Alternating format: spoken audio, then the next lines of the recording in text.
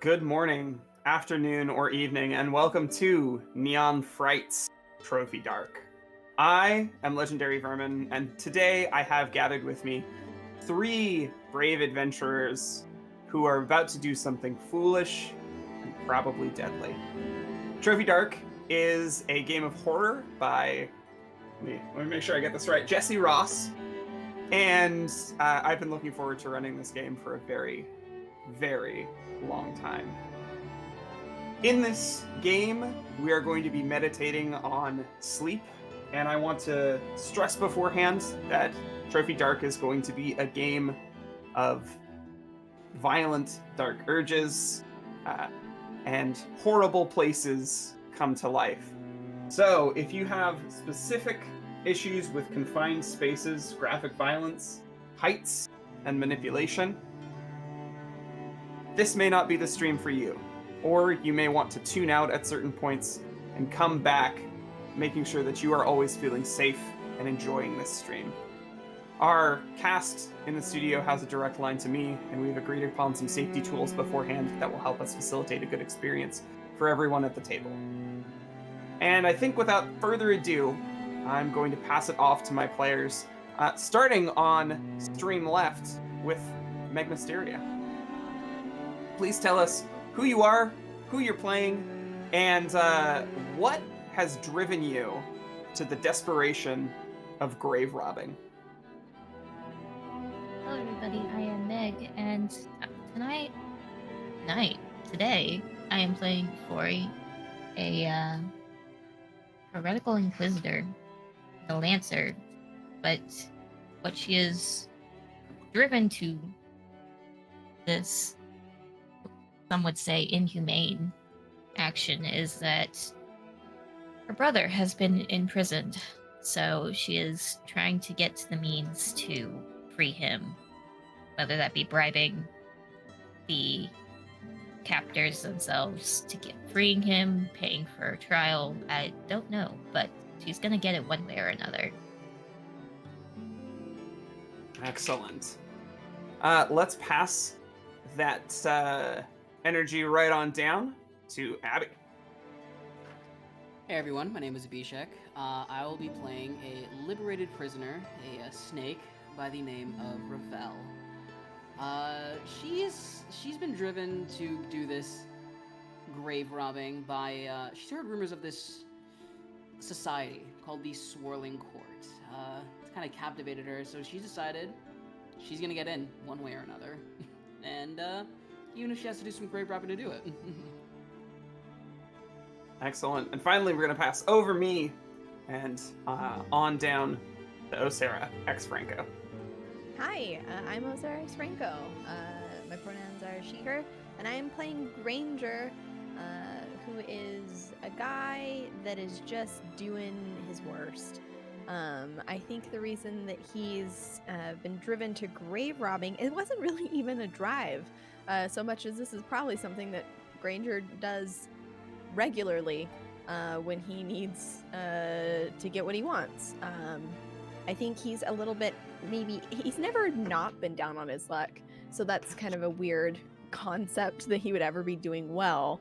But he's trying to get back or get into the good graces of the local establishment, get some access, some funds, some prestige, so he can do what he's really trying to do, and that's resurrect his cult, his group, because maybe then he'll have an excess of luck, but we'll see. All right. The forest is old and full of nightmares, but you know the path.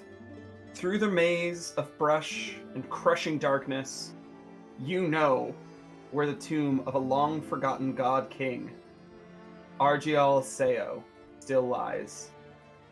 All that rests within is yours for the taking.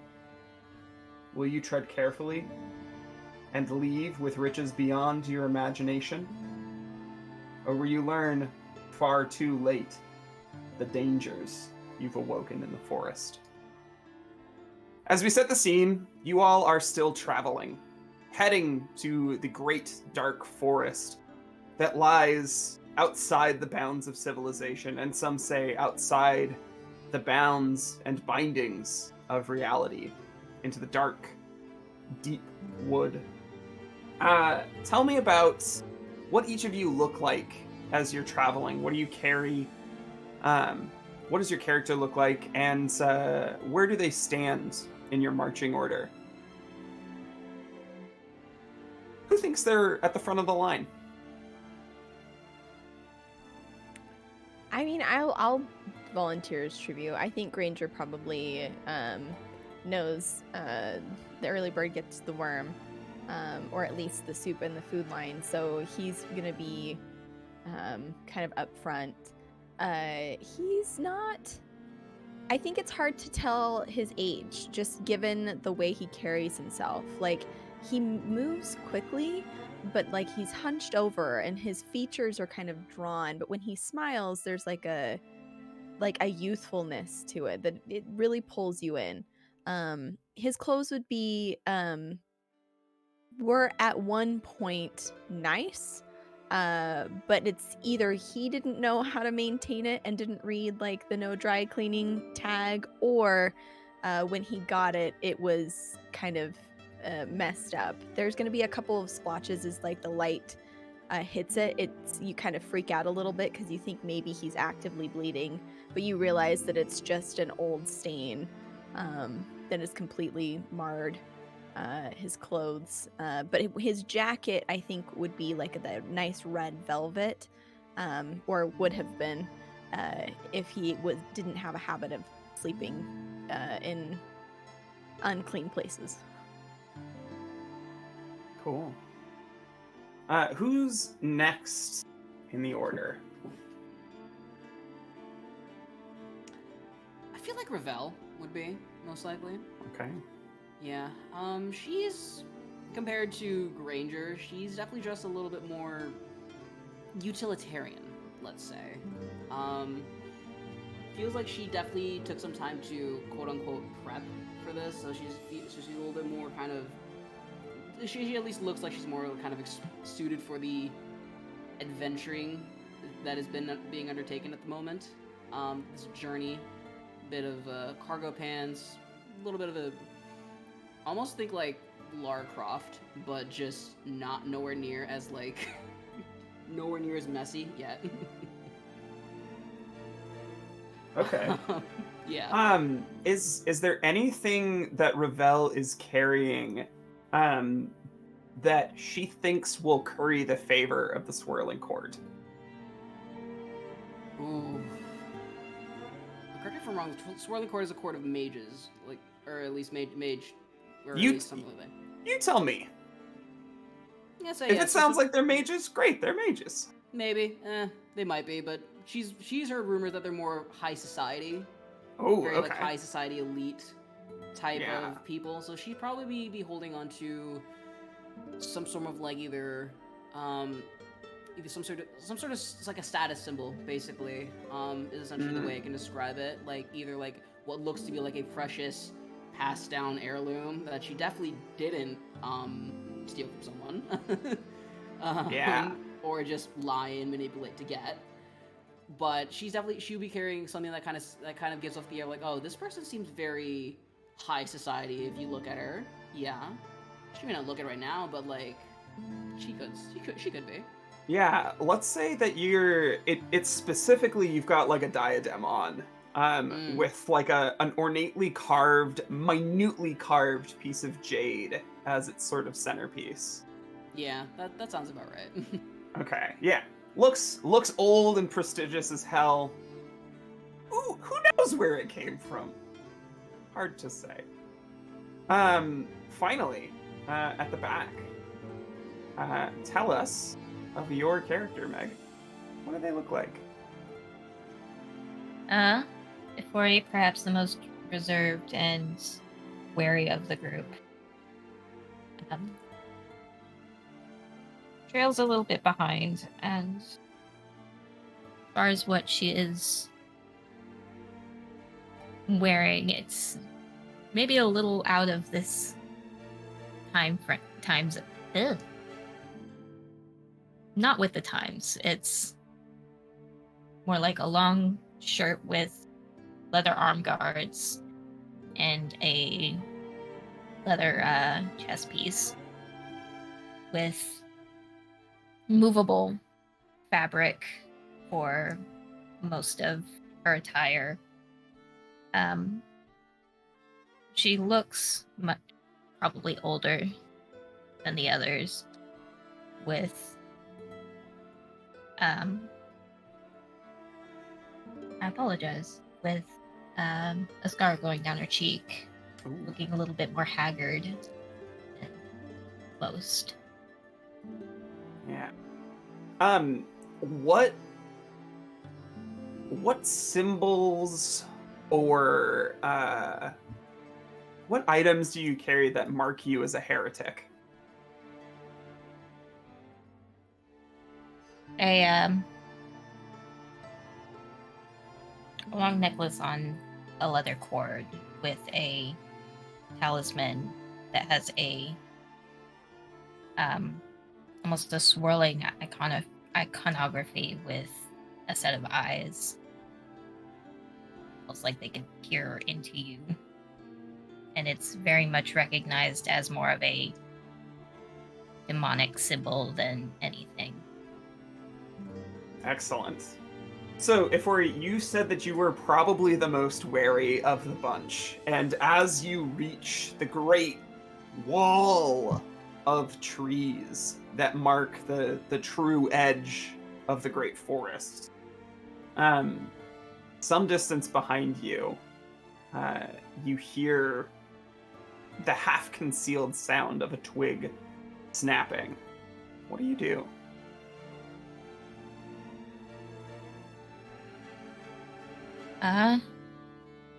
Turn on my heel and on my lance.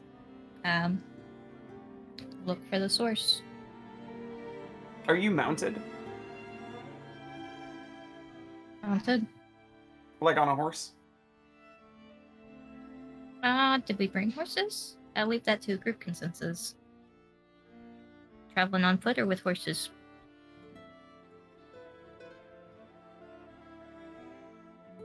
I'd say we could probably up to the edge of the forest. Probably we could have brought in horses. Yeah. Okay. The plan is to hitch them somewhere near here, or let them Most likely, graze. Okay.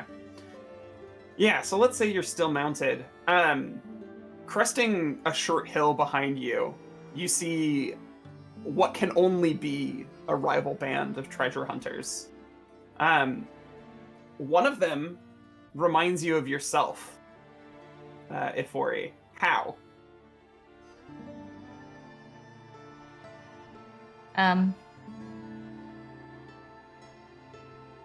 Likely with more of a steely gaze, and perhaps they're wearing their own iconography, identifying them with maybe a member of the church that I once was in, or another faction. Yeah, they have a similar sort of Inquisitor's seal stamped on their shield boss.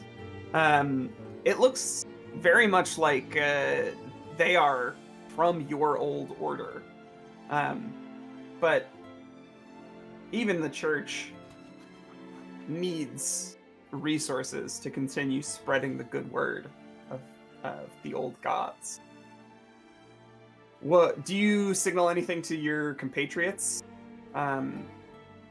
It looks like they're here to follow you, maybe even take your quarry for themselves. How do you plan to deal with them? Upon seeing from afar and recognizing the symbol that she was once fond of, she mutters, "They're continuing with the hypocrisy," and turn to my compatriots and say, "It looks like we're being followed. Likely more treasure hunters."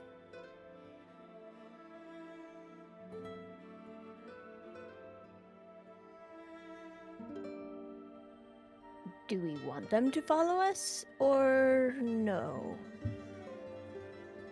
They're Present traps. They are bodies. Good for springing traps that are not our bodies. You can see as they descend the hill, having noticed that they've been spotted, one of them is resting a hand on a sword. The other has a crossbow kind of lazily draped over the horn of their saddle.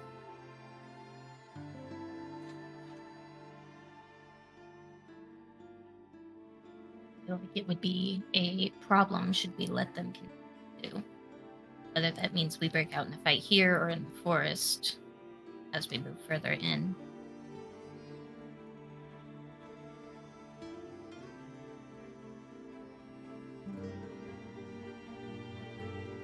I mean, I can be the ideas guy if I need to be. I really consider myself more of the... And he'll kind of hold up his arm and you'll see his clothes. Like, Drake, you can't see any sense of physique at all through his clothes. And he'll tap his muscles before kind of shifty-eyed looking around. As you look around, your eyes land on one of the treasure hunters coming closer and closer. How do they remind you of yourself?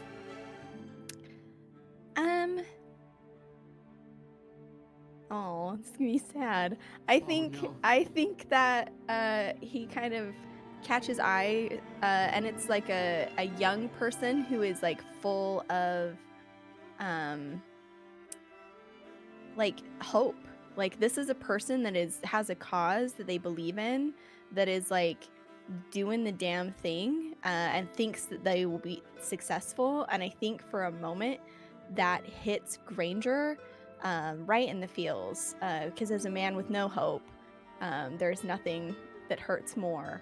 So I think he'll actually kind of like bare his teeth a little bit and say, so we'll be rid of them then? And can I try? I would like to try a thing. Yeah. I'm gonna like kind of look at my fellows and like start walking towards the guys. If there's any sort of like, don't do that, he'll maybe hesitate, but he's got a plan he's gonna execute. Yeah, Granger the ideas guy. The ideas guy. You're the ideas guy. He really Granger sees the himself more ideas as this guy, but okay. Yeah, so he's going to skulk back the way we came, kind of like moving from like brush to brush in a very like low hunched way. But as he gets closer to the approaching group, he will emerge from the brush and like almost unrecognizable. He's standing tall. His jacket that seemed to be covered in stuff now seemingly, you can't tell if it's just the way he's carrying himself or if he like actually did something while he's in one of those brushes. But he just has like an air of confidence as he like holds a hand out to the approaching knight paladin. Paladin. The one that he saw, the one that was young, and reminded him of himself. More of like an enterprising urchin. There we go. Yeah. And we'll kind of wave his hands. Hold. Careful. The night is dark and there are holes, I think. Sorry, I slipped and hit my head. I'm wondering if maybe you could go find help for me, please. My horse is gone. Everything is awful. And the young urchin is gonna kind of look from you to the group up ahead. You seem to be short one up there. Yes. Could be a trick. They're trying to keep to themselves, but they're mounted, you're not. Yeah. He's just an old man. Just a scraggly. I'm gonna reach just a scraggly into. guy. Yeah, I'm gonna reach into my jacket and pull out, what is clearly like a knife that was stolen from a fancy restaurant. It's like a butter knife. Maybe it's got like a sharpened tip. So it looks very fancy, but it's not really a weapon of any kind. And I'm gonna look at this kid, and I'm gonna get a weird look on my face, like very like serious, like I'm about to like tell him his future, and like make eye contact with this boy and say, I can tell your heart is true and you believe that kindness is the thing that saves the world, that through small acts things can be different. I sense a familiarity with you. And I'm going to offer this little knife to this kid, who I imagine's like in his 20s, maybe late, like 18. And I want to use the ritual Bewitch. A creature will follow a Okay, simple we're doing a command if ritual. given a gift. Nice. Yeah. Cool. So, let's talk about roles for the audience really quick. In Trophy Dark, we have illustrated in the palm of my hand light dice and dark dice. Light dice indicate a light dice during a roll indicate that the player has some sort of advantage in the situation, that they perhaps from their background have the ability to do well. Dark dice generally represents greater risk to mind and or body. So we're gonna roll some dice. We're gonna see if any of them come up higher than a 4, basically. And we'll sort things out from there. So please, first tell us about this ritual that you're going to perform, because all rituals require us to roll. Yeah, I think that as as the kid reaches out to take the knife, I'll kind of catch his hand, and like do a little like quick slit of both of our hands and like, you know what I mean, like kind of like that swapping of blood kind of thing to make this kid feel like this is like we are together. Like, yeah, you're with these guys, but like this random old guy that you found in the woods, we're together in this. That kind of a deal. Okay. Do you have any anything on your character sheet that would make your bewitchment hold stronger? I think so. One of my skills is actually in rituals. So like, I think this is something that like, this is how Granger's made it as far as he has, is like sort of like brings this like mystical feeling to other people. People are just looking for a bigger picture, something to believe in, and Granger's more than happy to fill that void with whatever he requires. I also, one of my other skills is coordination. Granger doesn't see himself as an ideas guy, but his skill says otherwise. So fair enough. Okay. So that would get you 1 light die and 1 dark die.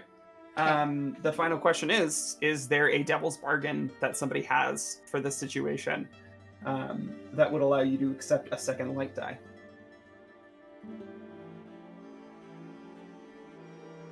I do not have any ideas.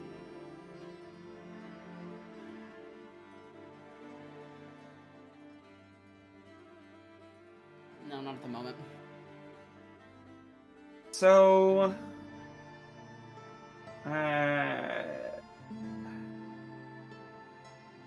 the only thing I can think of is that slicing open your hands in a situation out in the middle of nowhere is not great, even if you have good medicine on you.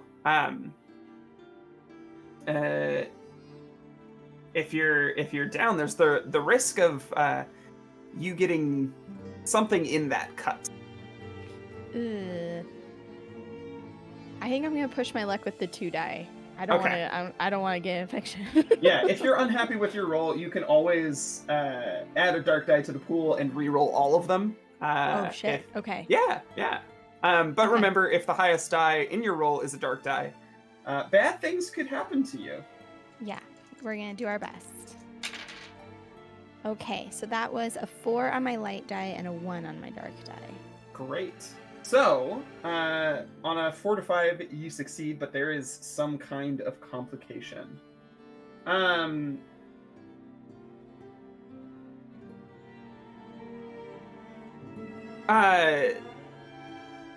He is bewitched. He is willing to Mhm. do this. Unless you re-roll, he is going to head back to town for you. But he's insisting, like, sir, there's room on my horse. You can ride with us.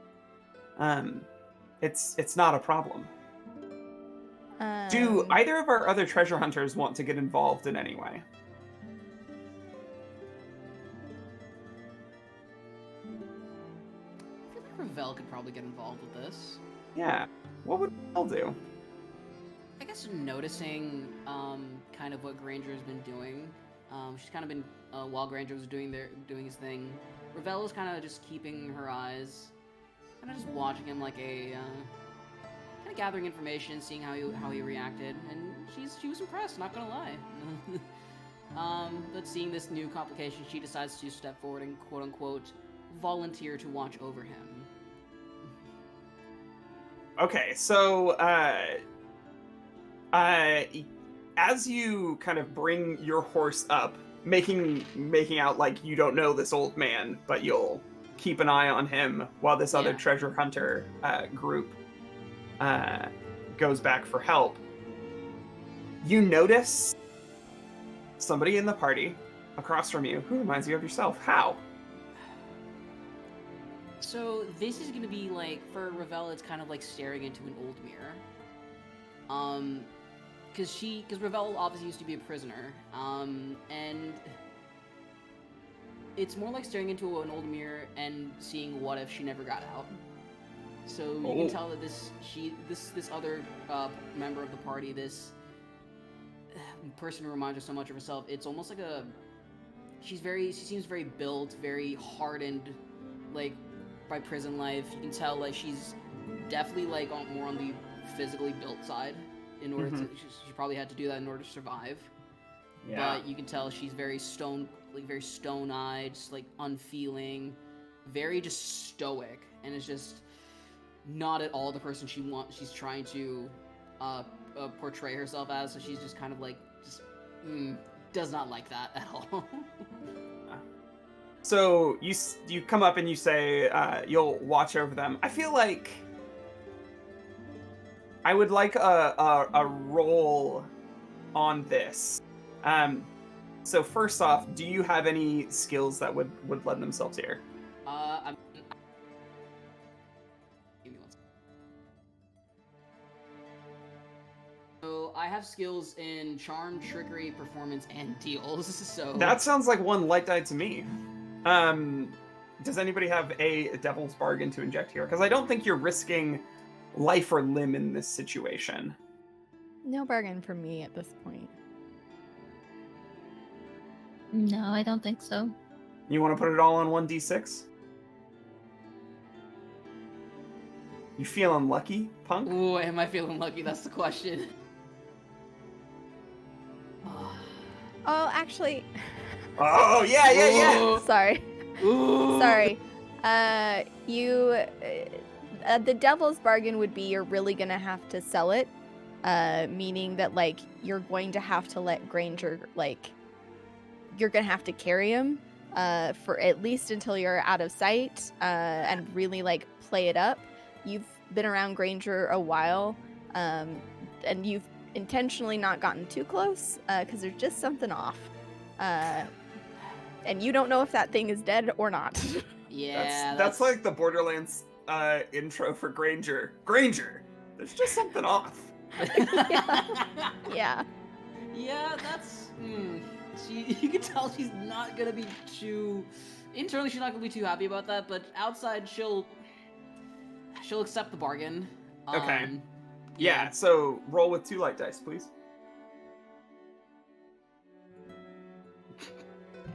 There's absolutely no way. What'd you roll? 2 1s. Oh no. Okay, Oh, you have no. you have 2 options. The first is to accept that roll, and I'm just going to tell you up front, this means that they're going to escalate to violence. They're like, no, this is bullshit. The other option is you re-roll, but you add a dark die to your rolling pool, which means that you can suffer ruin. Okay. You know what? Why not? Any max ruin percent. Let's go. Let's go. So I'll accept the dark die to my rolling pool then. Okay, yeah. Reroll all the dice and tell me what you get. I got a 3 and a 6 on my light die, but I also rolled a 6 on my dark die. Okay, so if there is a tie,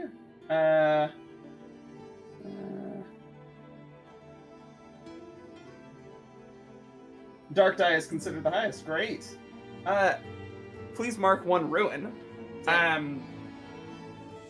Oh, that's fun. So this works. Is the long and short of it. They say, thank you. We were gonna stab you in the back, pretty shortly, but seriously, the young man is like leaning over his saddle. Seriously, you're a better person than I was before today, and we will be back with help for this strange old man. Of course. The paladin kind of looks at the young urchin and feels duped. The prisoner just kind of stoically sits on the saddle watching you. And as they kick their steeds forward, something falls off the back of one of their horses, and they don't notice. It's a small brown object, but it was being held close to their saddle. You think it might be related to the treasure hunt. I think Ravel probably would wait until they're out of sight, at least. Carrying the Carrying mass. The mass that is Granger. She's not liking this. As soon as they're out of sight, she's just basically gonna just straight up drop him. Just get him off. Yeah, Granger will fall and hit the ground, and there will be like a lot of clattering that doesn't make a lot of sense given his size and dimensions. But he'll kind of get not say anything, but just pick himself off and brush off his robes before looking around, seemingly completely unperturbed, not put out at all. Yeah. As you approach the mask, a warm breeze rushes across, and feels almost like a smothering blanket as you reach down to pick up this object, which turns out is a funerary mask. I have a real quick bit of something I need to send to a friend.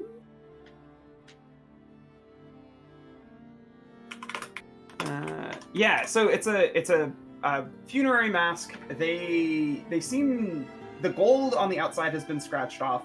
There were clearly jewels on it that have been pried out. But it is an ancient clay mask with closed eyes. Who among you would be the most familiar with ancient artifacts? Definitely not me. I think probably a Fori, unless make you feel otherwise. More than likely, I would think so, yeah. Especially if it's closer to a religious artifact.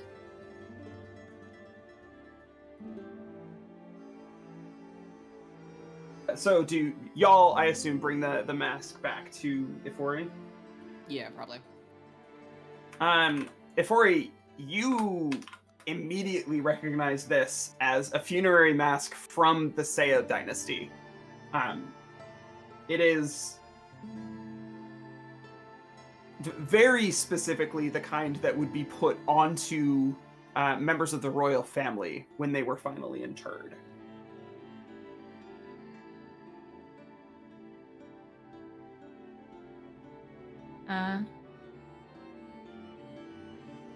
She will refer that all to Granger and Revel. Explain what the deal with the mask is, and say they're going to feel like fools when they realize it's missing.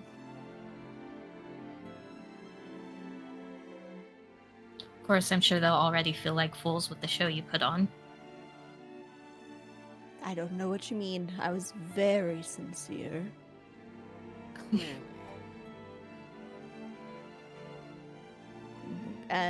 But I don't understand the point of the mask.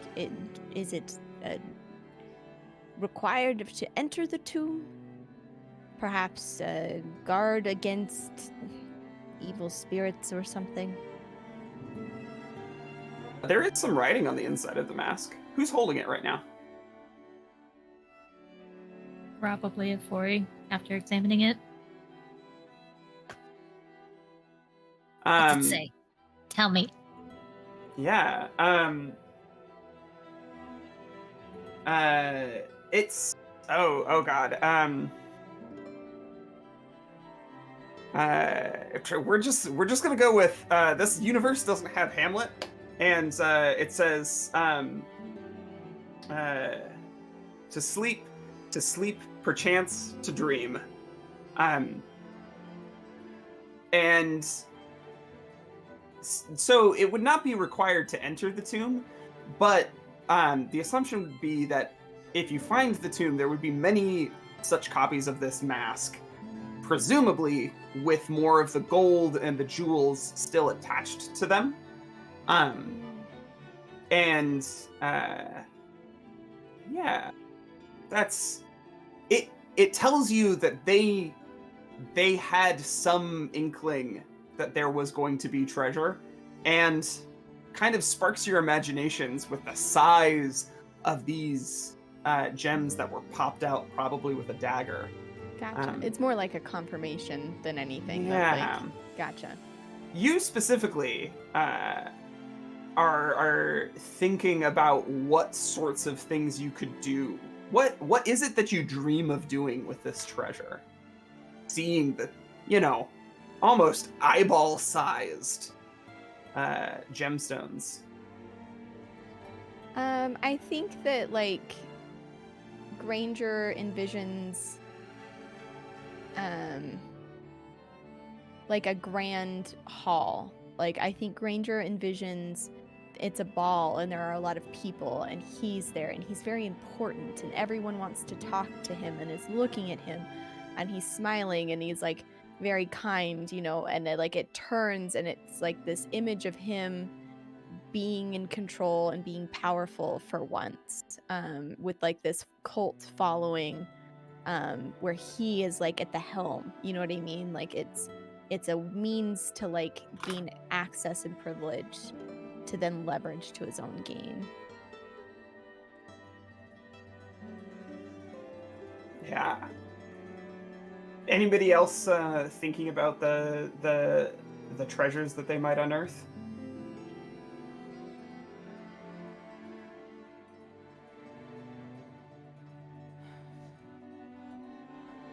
I imagine so, but nothing in like a grandeur scale. Thinking more, you can use this one to buy out my brother and continue to possibly fund and form my own order, heretical order, as I worship demons. I have a question about how the three of you are tied together. And it's a question each for a pair of you each.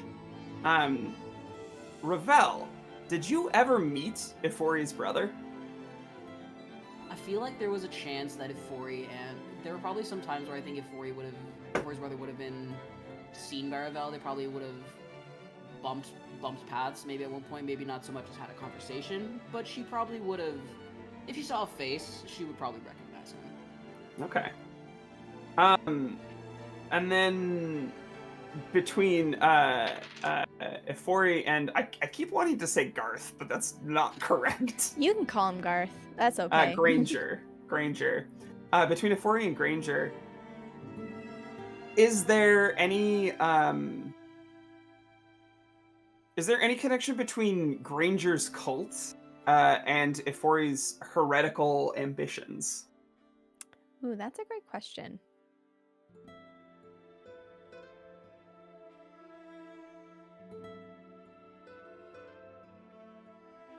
Potentially. I think that would fall on, like, how you view Granger's cult. And I feel like I think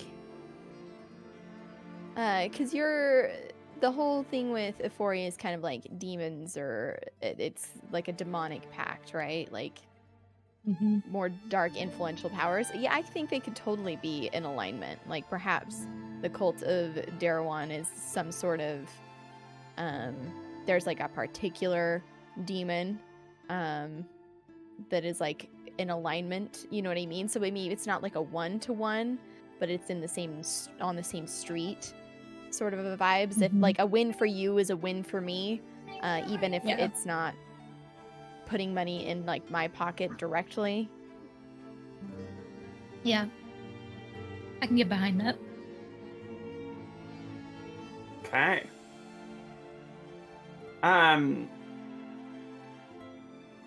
As you all kind of make your way into the forest, you see, or hear rather, the sound of owls and frogs and other nighttime animals suddenly spring up. It feels like it was just midday, but night falls suddenly. I would like you all to each make a risk roll right now, to navigate the terrain. And this isn't going to be like a normal risk roll, but we're all kind of walking.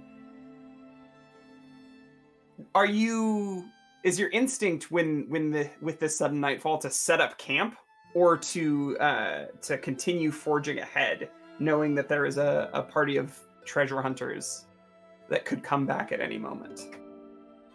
I would think Granger would still try to forge ahead. Okay. Same with Euphoria. Yeah, with Ravel, yeah, speed is key at this point. Okay. Yeah, so please, everybody make a risk roll to navigate the terrain. If you don't have any applicable skills, you can always fail the roll and then roll a dark die, or just say, I fail. And then we'll know. I would like to use my skills in vermin. So, like, we have all the nighttime creatures that are roaming about. So I think Granger would try to, like, follow, like, the particular kind, right? Like, use them as sort of, like, a guide. I love that. Yeah. Nice. You're following the path of the frogs and the mice. Ravel, I saw a hand raised. Oh, that was me rolling dice. I got a 4. Okay, great. I got thought that 5. was you going, I fail. I got a 4. What'd you get? 4. 5. Yeah. Okay, can we get a quick roll-off between Ravel and Afori? 5. 3. Okay, Ravel, I have bad news. Pain. Exactly. During your travel, you know how you said earlier that there were somebody said earlier that there were like divots and holes in the road. Your foot found one. Hooray! Yay! The treasure of the road.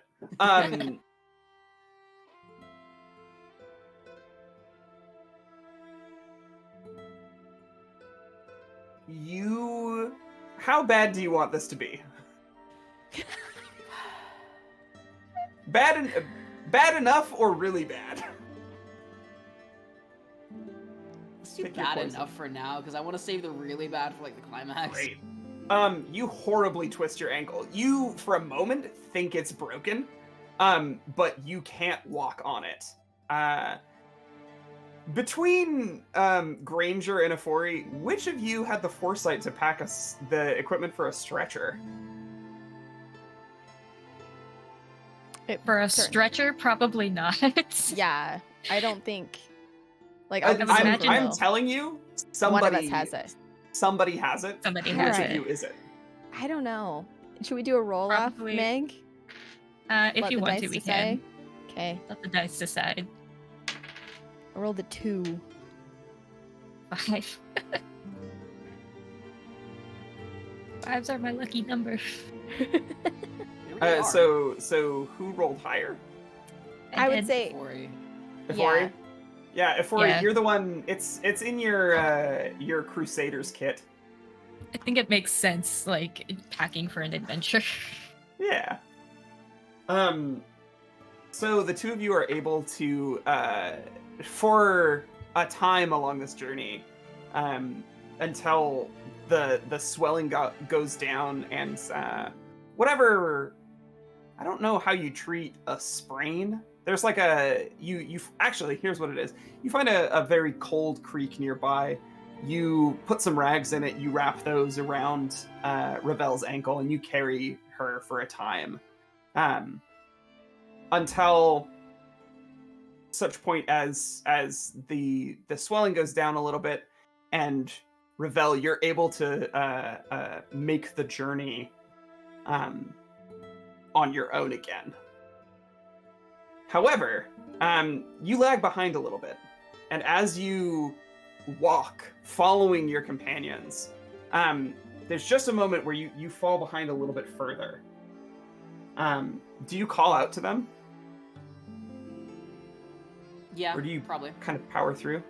It seems like they can't hear you. Uh-oh. She will desperately try to increase her pace, because she definitely does not want to be left behind. They keep moving. It seems like no matter how fast you move or how loud you cry, they're just always a few steps ahead of you. How do you respond? She'd be a little bit more frantic at this point, definitely because if she can't get to that treasure, just basically the treasure's basically the only thing kind of powering through her mind right now. Like that is like the stuff of dreams for her. Like she needs that. Yeah. So she is just desperately trying to just power through and just keep going no matter, even if it just starts to hurt her at this point, because ain't no way she's gonna be left behind.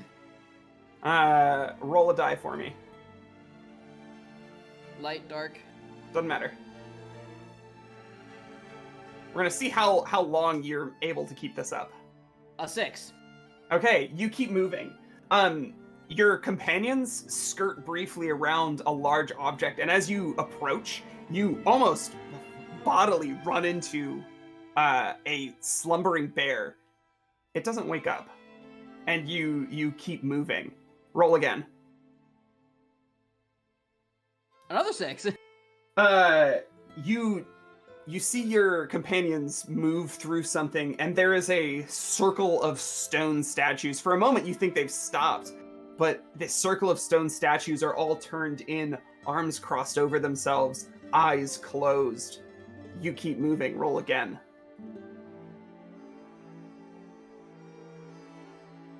So another 6. That triple 6! Crazy. They move through a field. You hear this crunching sound, and at first you think, oh, well, there's some very strange foliage here.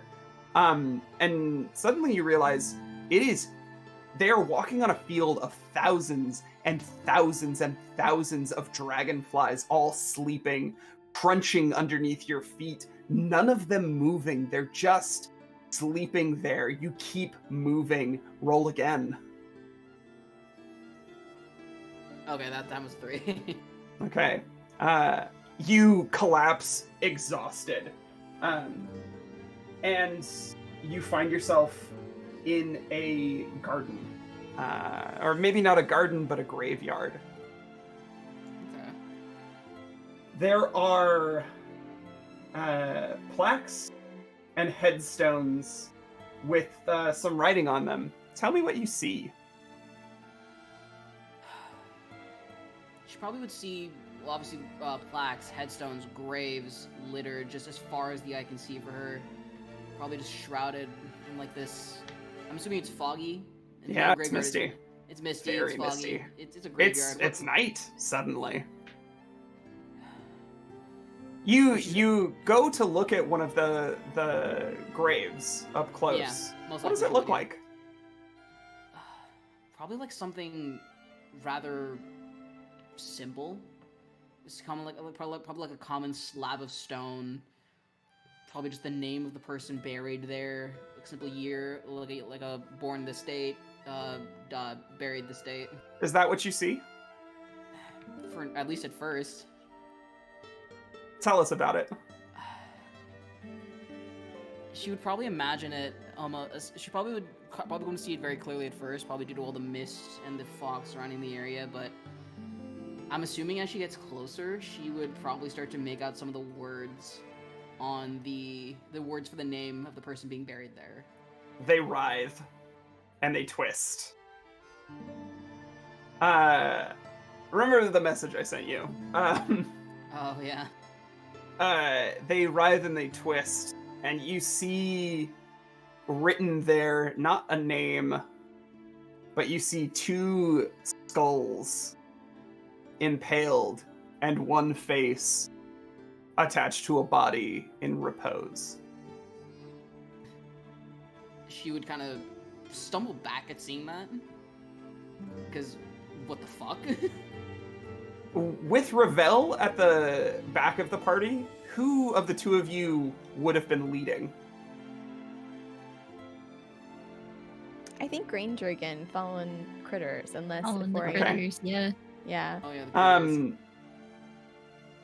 None of what I just described happened to the 2 of you. Yeah. Ravel is suddenly in front of you. You've been walking for miles, and somehow Ravel is in front of you, stumbles backwards, and slams into Granger. I think, yeah, you slam into Granger. He will reel for a second, and there will be a slight, like, clicking sound, and you'll look, Ooh. and down in his hand he has pulled out a straight razor, like one that a barber would use, and, like, is looking at you like, what the fuck? And looking back at Ephorian in front. That's a neat trick. You couldn't have mentioned that before, during, or after. She doesn't respond to that, actually. Like, she is very much, like, freaked the fuck out of her mind. You can see her, like, almost hyperventilating. Just, like, looking around, like, where the hell did the graveyard go? Just, like, I'm back. The graveyard is still here. You're still in the we're still there. graveyard. That's Okay. the only bit that remains. Okay, just everything else didn't happen. Well, you them. don't know. It happened to you. It will happen to them at least. At least she doesn't know that. You need to calm yourself. Tell us what happened.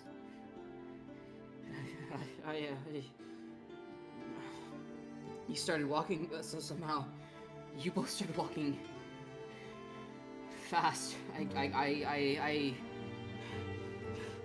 catch up. Miles, bare field of dragonflies, and then we were at a graveyard. She's gonna look around for the specific gravestone that she saw, the one with the writhing text. Yeah, it's right there. Is it It still didn't move. writhing?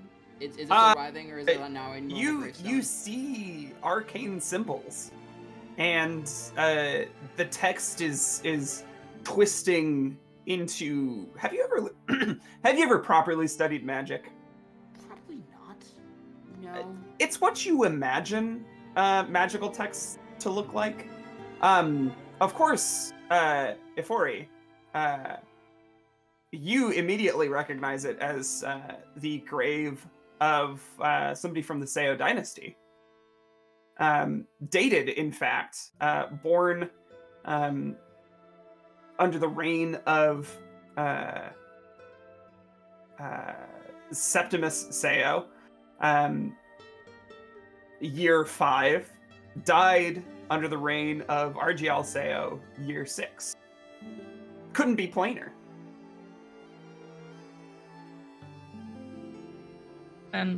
Do I see the arcane? Or Oh, no. No, it's just No. text. It's just words. see what you're seeing? It's just a gravestone. She's Like, gonna go into the whole Ravel's- depth of what it is. Ravel's gonna look incredulously at it for like, you don't see that, and points to the arcane text that she can clearly see. It rearranges No. itself into a more plain version. It's still indecipherable. Like, you can't read it. All of the letters are in the wrong place. It doesn't make sense, but it's just words now. How about you read that? Okay, it seems like maybe we're feeling a little bit overwhelmed. We had a little bit of a slipsy-do. Maybe you bumped your head. Either way, we should keep going because I don't want to do this anymore and I'm bored. The indication actually would be that this graveyard might be very close to where you're headed, and it is late. Wouldn't it be nice to take a quick rest? Granger will kind of like look at Ravel, who's having a go of it, and Afori, who seems to be like kind of reading and like garnering the information, and just he's gonna go over and find like a headstone and like slam his back against it and just slip down into a sitting position to kind of wait out. And he absolutely is gonna take a little bit of a sit down, a little bit of a rest. Before we cut to break, any and or all of you can answer this question as you stand among the graves of this ancient civilization. What myths does your culture still tell about the king, RGL Seo? And how the old civilization met its end?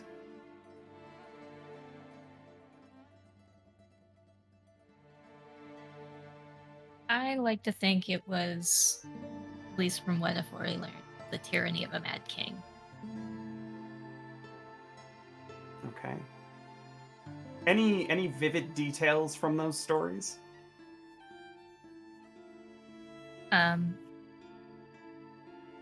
Largely that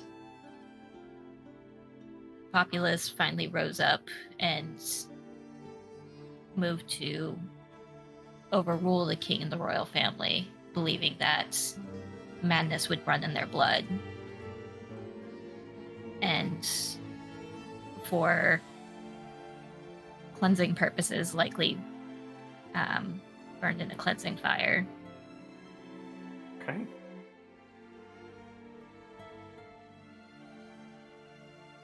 Anyone else?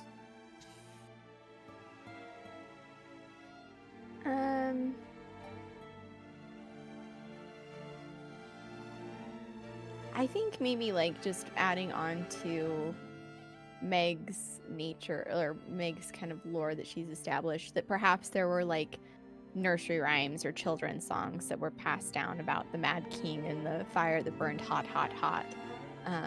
Something that like every kind of kid heard or knew, but didn't really know.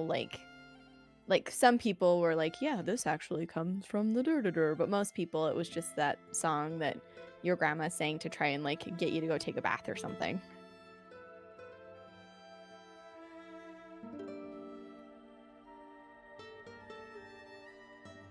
Yeah, honestly, I don't think, in terms of like what quote unquote lore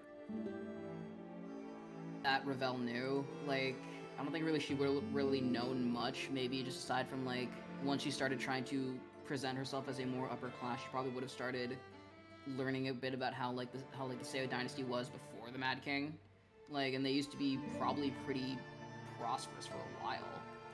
But Oh, yeah. then everything kind of changed when the Mad King kind of rose to power, basically.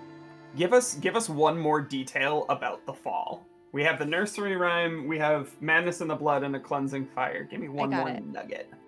The Dark Guards. So the Mad King had like a legion of guards sworn to some sort of like religious purpose or whatever, that they were like the difference. If they had not turned to the people's will, it wouldn't have happened. But they sort of like were this really dark authority that seemingly vanished after the king fell. Cool. Well, sleep well, adventurers. I think it's time for a quick break. Bye-bye.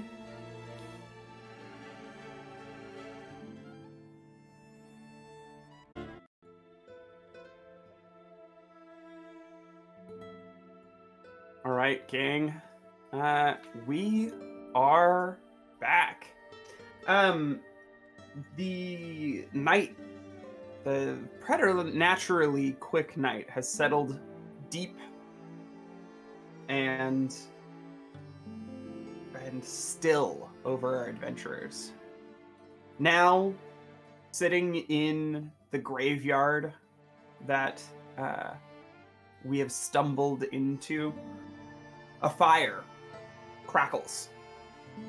But sleep, for the moment, eludes the companions.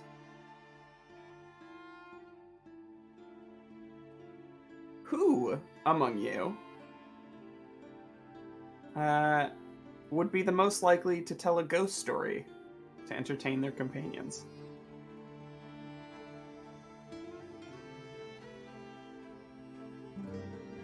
That sounds like something Granger would do. I'm gonna Yeah, be that's completely honest. I was looking like yeah, I was gonna say it.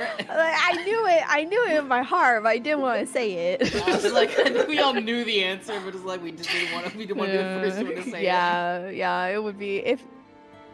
Yeah, for sure. It's Granger. And I don't even know if it would be like. I don't even know if it would be a real ghost story. I think it would be like a. Let me tell you. Oh gosh. Tell it.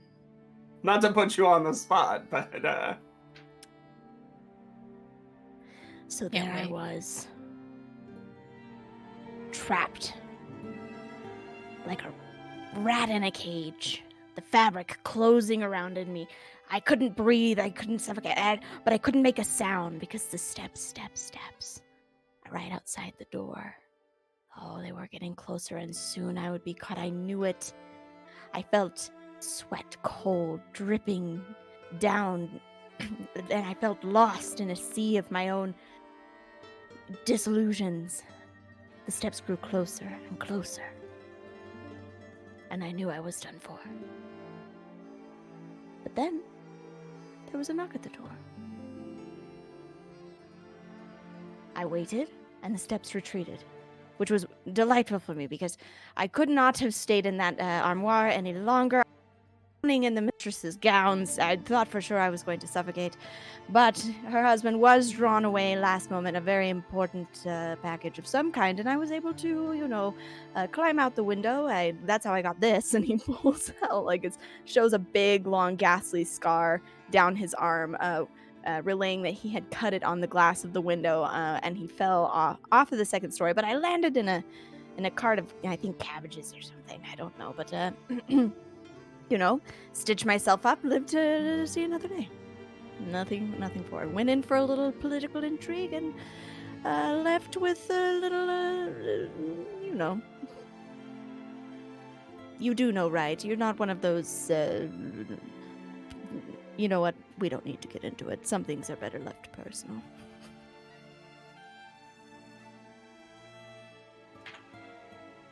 what do you talk about around the fire, the three of you?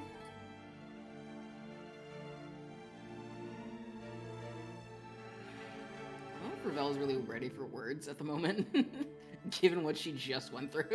Okay, paint us a picture. She's just kind of curled up in almost the fetal position, just kind of rocking back and forth, really just trying not to look at that gravestone that she saw, because really any gravestone for that matter, because just the whole place just kind of creeps her out now. Do you think Ravel's going to be able to sleep? God, no. Okay. Sarah, you were about to say something. I think if Ravel's in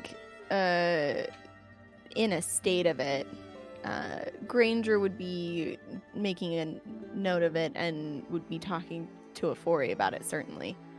What does that look So, like? what do you want to do about this?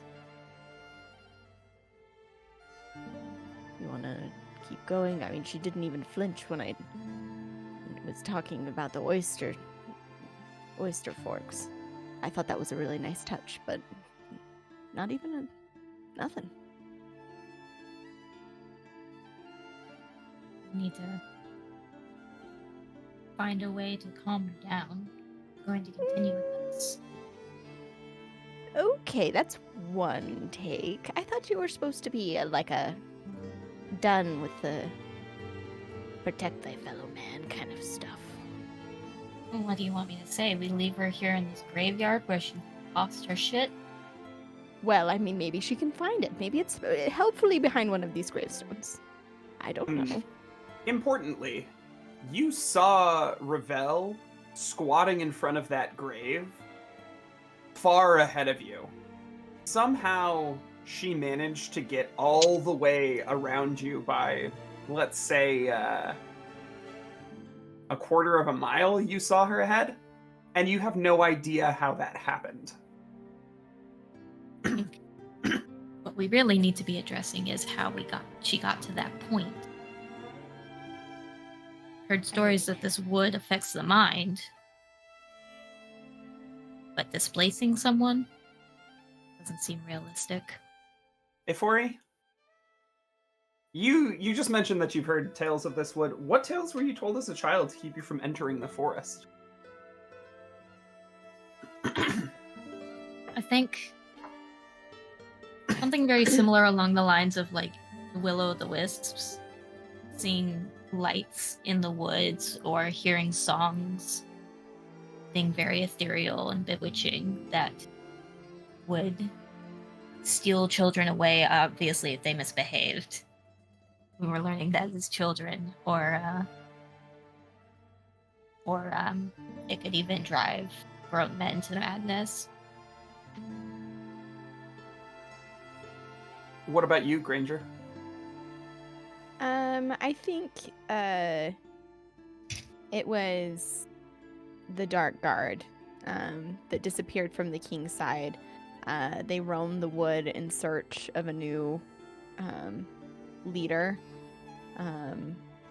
but without one, they're like it's wanton violence sort of a thing. These ancient, unknowable dark beings that will, that were at the beck and call of the Mad King wandering this forest. That'd freak that little kid out for sure. Mm-hmm.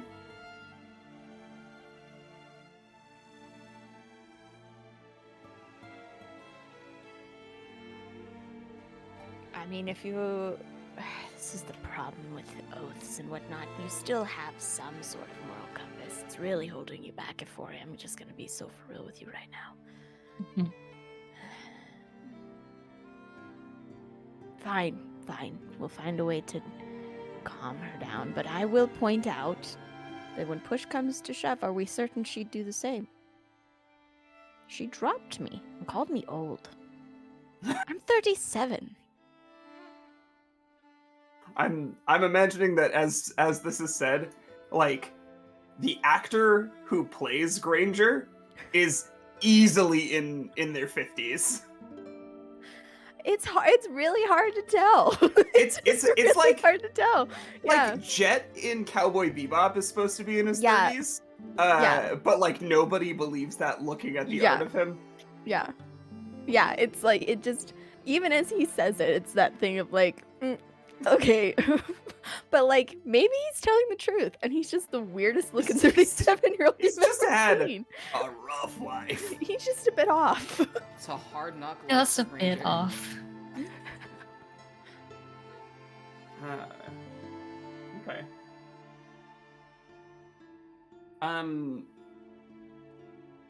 So there's a campfire. There's your bedrolls spread out. How do you manage the sleeping? Is there a night watch? tell me the normal adventurer stuff that you do.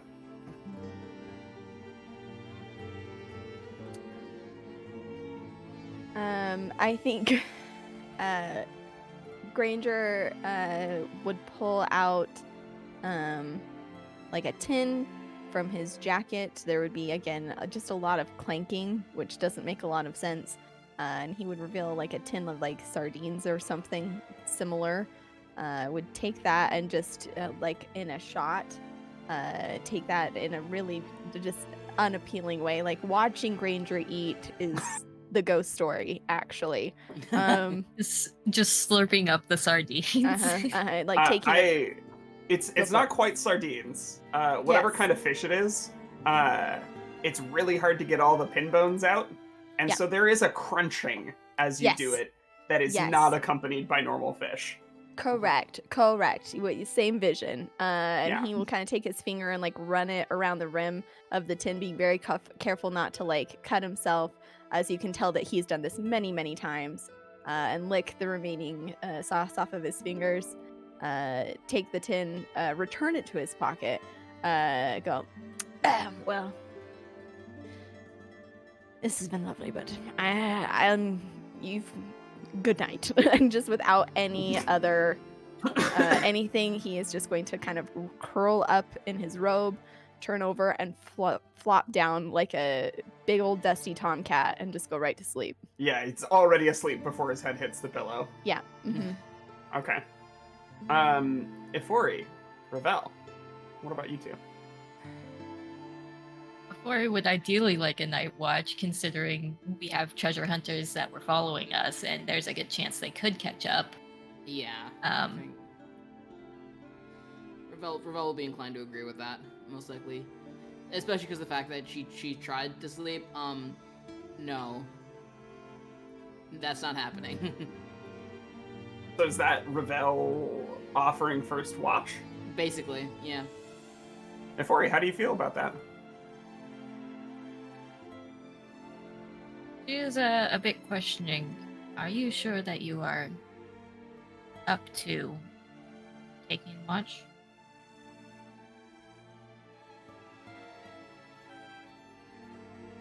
I can't really. She's gonna like shudder as she like tries to like close her eyes and tries to like sleep. Like you tries to like relax herself enough to go to sleep, but like, you can tell like she's like shuddering upon like remembering what the hell she like what the ordeal she just went through. And she like opens her eyes, and and like she's already like you can see like already like a bit of a cold sweat running down. Like even if she tries to do that later on, it's not gonna happen. Like it isn't just there is no way she's gonna be able to sleep after all that.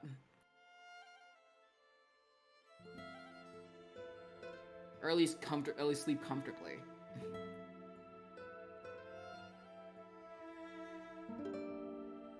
I feel like you are capable, then I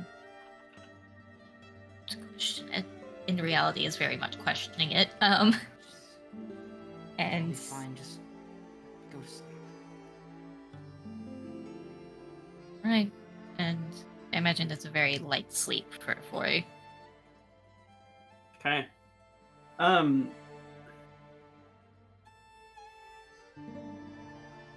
As Ravel, you take your nighttime rounds. The graveyard is still and calm. The only thing out of place is a hole dug for an empty grave.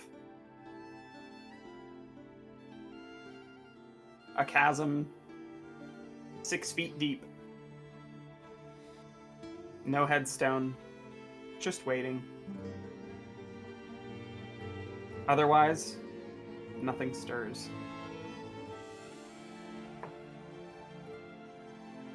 In the quiet of night, and in the depths of our severance from reality, we experience dreams. Granger, you're dreaming right now. Excellent. Tell me, what nightmare from your childhood still terrorizes your dreams?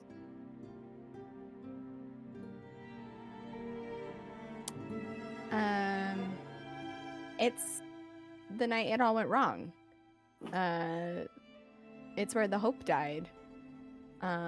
It's Granger running down like a cobbled street, like through an alley, and there are flames like chasing behind him. Like he is running as fast as he can, and he's like cold and like he can't see what's in front, and he's just running as like hot burning flames like envelop everything behind him in a wall, and he's just running.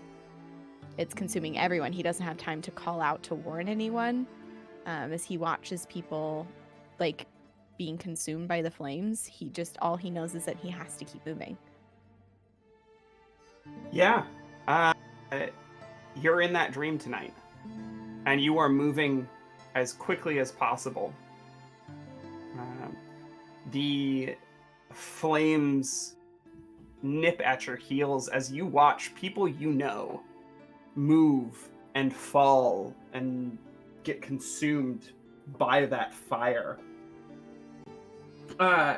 This tonight, the dream takes on a slightly different form. Up ahead, you spot something, a landmark from the forest in your journey today, and you recognize in this moment how it's a bad omen. What landmark is it? And how do you know it's a bad omen? I think it was like a old when we were traveling through, there was like a shrine off the side of the road that had no longer been cared for. It clearly like raccoons or critters had moved in and overtaken it, and there was a statue with its face like cracked in half that was just very like, you can tell when something has been, even if it's not important to you, but it was important to other people, and there's been like, it's been let go, or there's no longer the care that once was. It just kind of gives you that sick feeling of like people cared here, like they loved here, they lived here, and that feeling is now gone and replaced. So I think it would be that shrine that's been desecrated. Yeah.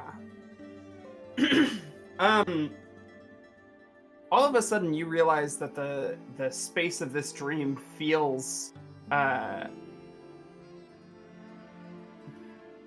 much more real than it seems like it has any right to.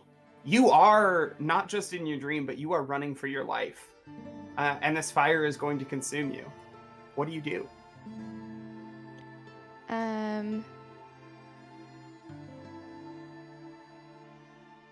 I think yeah, I think Ranger does what he always has done. He just keeps moving. He just keeps running. From one thing to the next, like desperate, reactive. Hi. Please make a risk roll to run as fast as you can. Okay.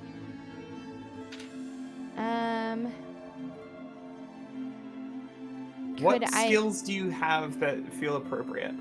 The only one I feel like could make sense would be, well, like coordination, right? Like sort of that like point A, point B. He has good hand-eye coordination, relying just like on those instinct alone.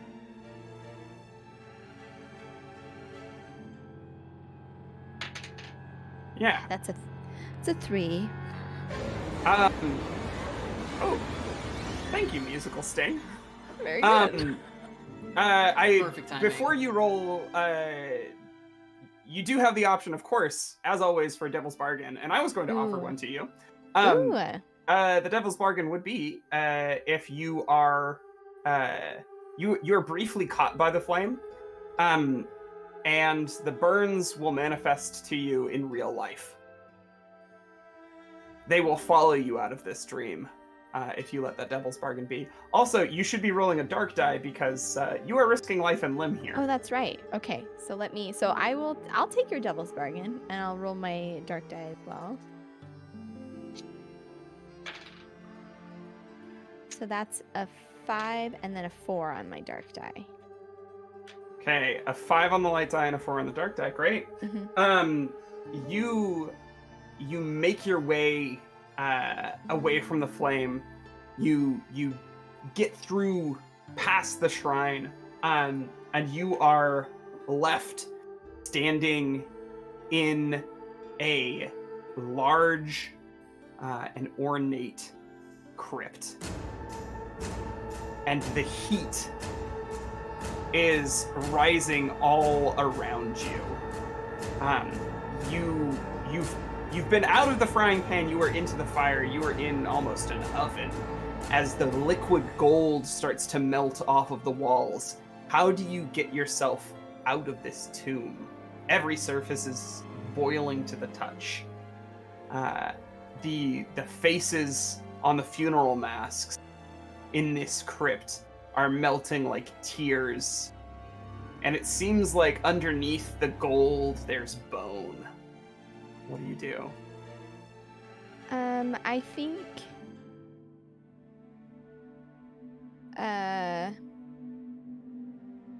he runs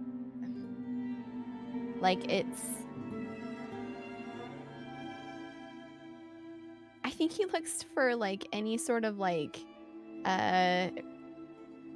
way in and out that like the vermin would have created, right? Like in this crypt that they've taken, like he would look to like to the ceiling and see if there's like loose bricks to like break out. Okay, no roll. You see a very small hole that rats are scurrying through. It's maybe wide enough for you to push yourself through on your belly, but there's not going to be very much space between the walls of this cavern and the sides of your body. Are you going to risk pushing yourself through it? Yeah, absolutely. Like even as he's approaching, like he's stripping off like his coat to try and like make it like himself small to get through. You press yourself into this tube and you're moving yourself, your hands barely having enough space to pull yourself through. Eventually, you are just lying on the ground, wriggling yourself forward inch by inch. Please make a risk roll to get yourself through this hole, dark die included. Okay, yeah, and I'm gonna skill would be like the vermin skill again, like from watching and like being around them and stuff. That would be my pull. Does anybody have a devil's bargain here? Have an idea. Oh, Lay it on us. The main thought is, what if the vermin actually turned against you? So you're crawling through this, and you come face to face to maybe just this giant that's blocking your path through, and it's hissing, not wanting to let you pass, leaving you claustrophobic and stuck. Yeah. You You're getting cooked, and you're looking mighty tasteable.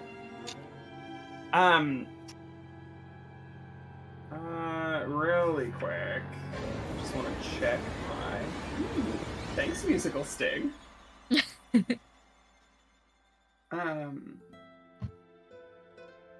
It's appropriate. We all know that the GM looking things up is scary. Oh. True. That's when the true fear comes out. Is there... Yeah, I'm into that, and I know how it will end. Do you want to take that bargain? Yeah, I'll take it. Okay. Roll your dice. Okay, so I've got a 4 on my light die, a 2, and a 1. Four high light, 2 on my dark, 1 on the other one. You press yourself forward. How do you deal with the vermin to get them out of the way? Can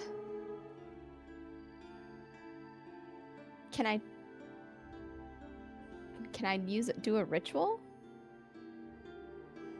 It's okay for if not. A roll. I'm just saying, like, you don't.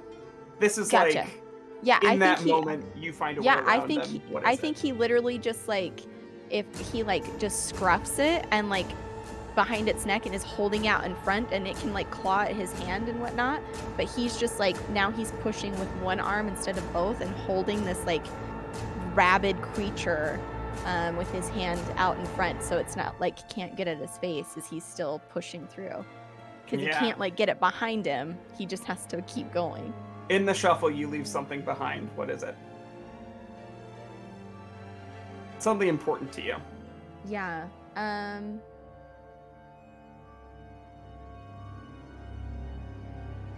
I think it's a token for a like a membership token for a organization that very nearly cost him his life to join. That kind of got him closer to his goal, and it slips out, and he doesn't, notice or whatever, but he loses that. You do notice it going, I but do. there's no time. Yeah, he loses access. He loses this thing that would have made life easier. Okay. You burst forth from this tube. You see yourself in the forest, and that is when you wake up.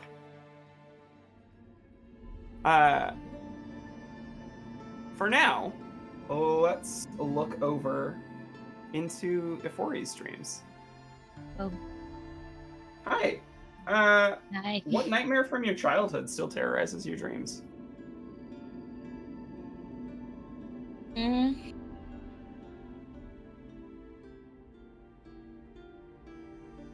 We want childhood, or can I go a little older? Go a little older, yeah. It's not like a new nightmare, but it's an old nightmare, whatever it is. I think that before, and possibly what it actually originally drove in her to join the order, is that perhaps this demon she's been consorting with as an adult had been plaguing her since she was a child. Ooh, okay. What does that look like? It looks like being dragged into an almost alien and unfamiliar realm, and forced to find ways to get out of there, or ultimately be devoured by this overwhelming and terrorizing presence. Does the demon ever speak to you?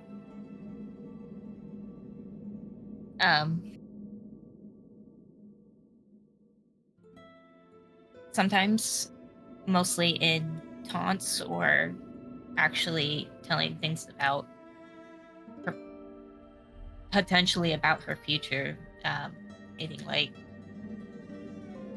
everything that you know, everything that you love will be taken, everything that you thought that you cared for will turn against you, taunting things like that, and ultimately they end up coming true, but it's mostly from her own design. What pet name does the demon have for you?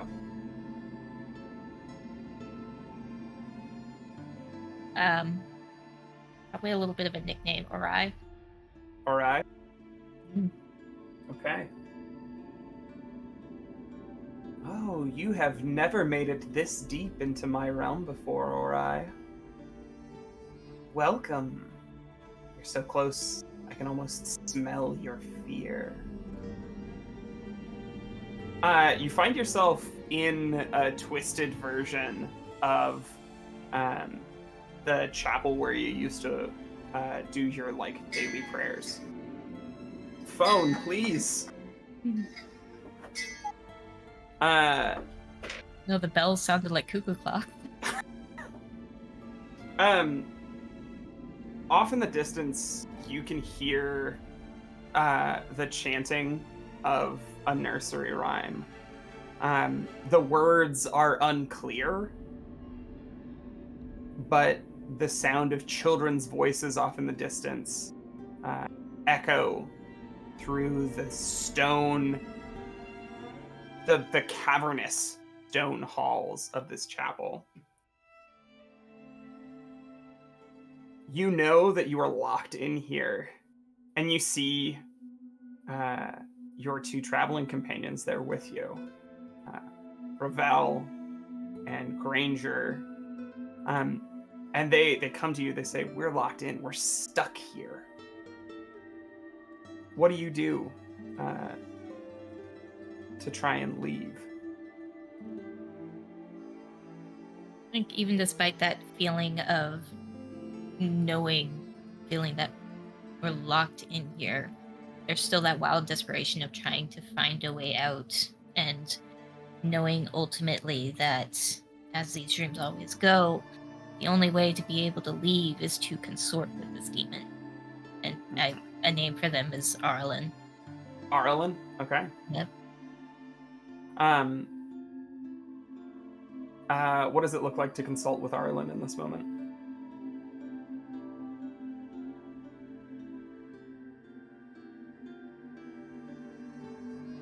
I think initially it's driven by frustration and some sense of anger of,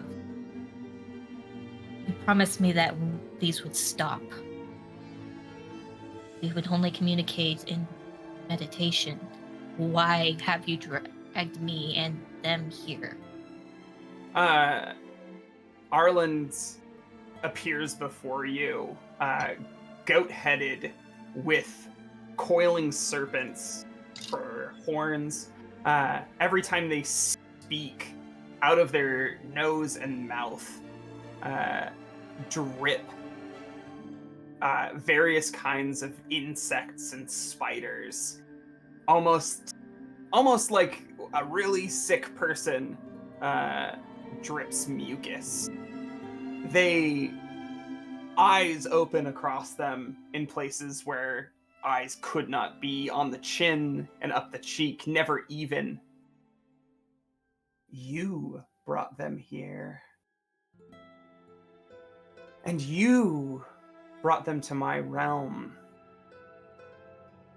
When you bring yourself closer to the places that are dark and forbidden in this world, you walk right up to the edge of my realm. They blink a few times and a tear rolls off their face and drips into hot wax that falls on the floor, blood red, splat, splat, onto the toes of your boots.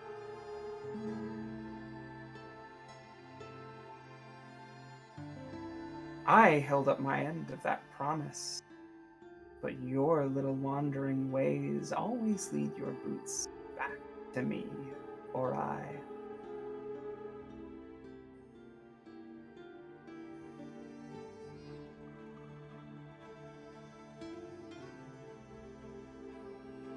What do you want of me to release them?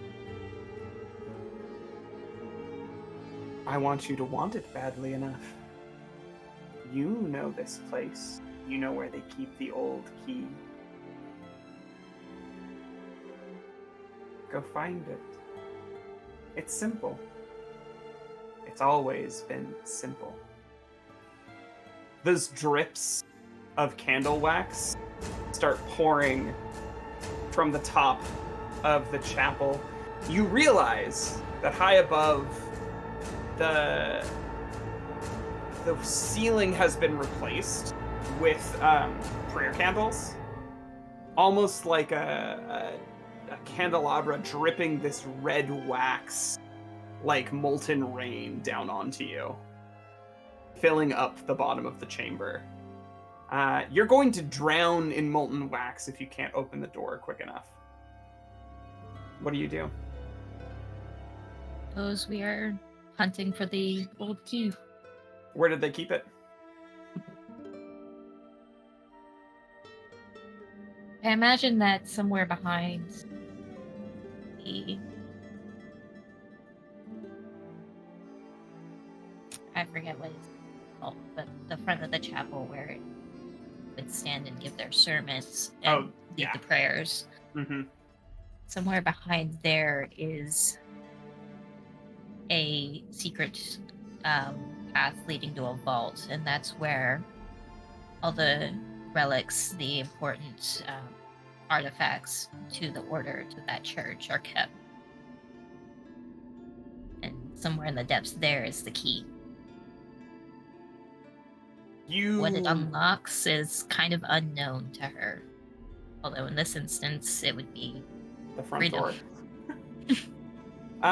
You make your way down there. The wax runs in rivulets down these stairs, slowly transforming them from, steps into almost a waxen ramp.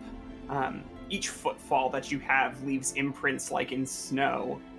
You get the key. One last question. One of the other treasure hunters betrays you in your dream. Who is it, and how do they do it?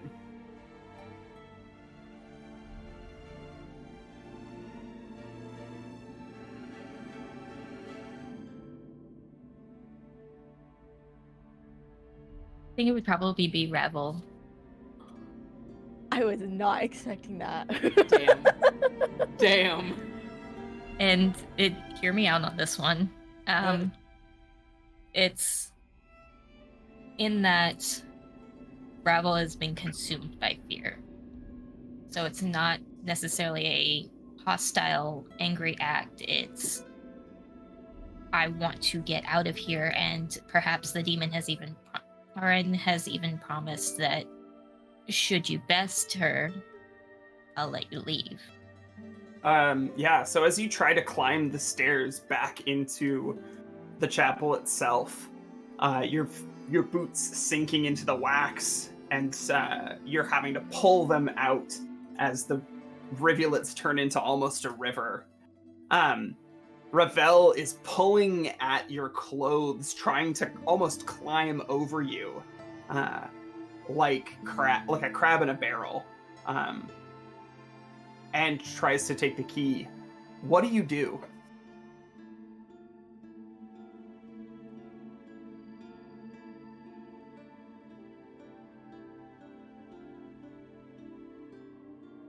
I think that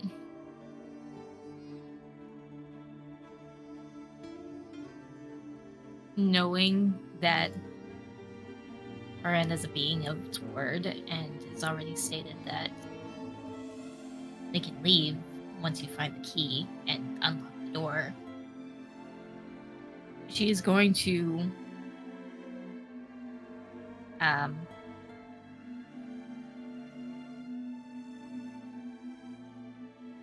my brain is not working.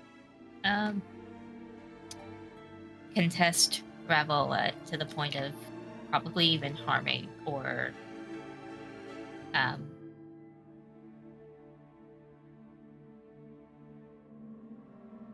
incapacitating them.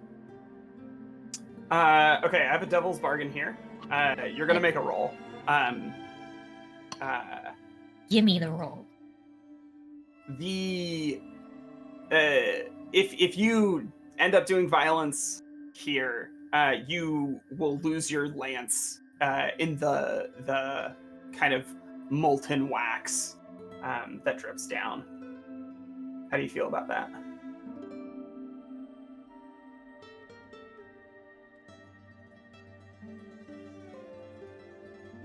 Let's risk it.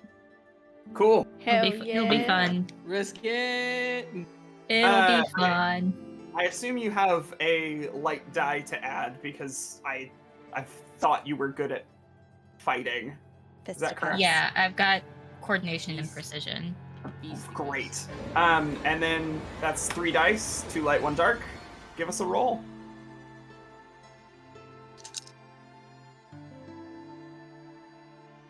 Highest is my dark die at a 6. Great. Add a ruin. I'm gonna roll some dice. You Yes! succeed though. Oh yeah. Welcome to the Dark Dice. How do you Club. pulverize Ravel? And how bad is it? Get gross if you want. We've greenlit gore. Let's go. I think that what ultimately ends up happening is that in their attempting to wrestle with one another, before he ends up grabbing Ravel by the side of the head and just shoving with all her might to smash her skull against that the steps and burning wax, and just this is over and over and over again, kind of Mm-hmm. in desperation and even a sense of bloodlust. Yeah, you do it. The blood and the deep red of the melted wax commingle. You can no longer tell one from the other. But as the side of Ravel's skull collapses, you know that your bloody work is done. You take the key, you run up the chapel steps. Your knees are sunk in this wax as you press the key into the door and turn. And that's when you see the graveyard and you wake up. Before we have those two awaken suddenly, Rebel, Oh yay.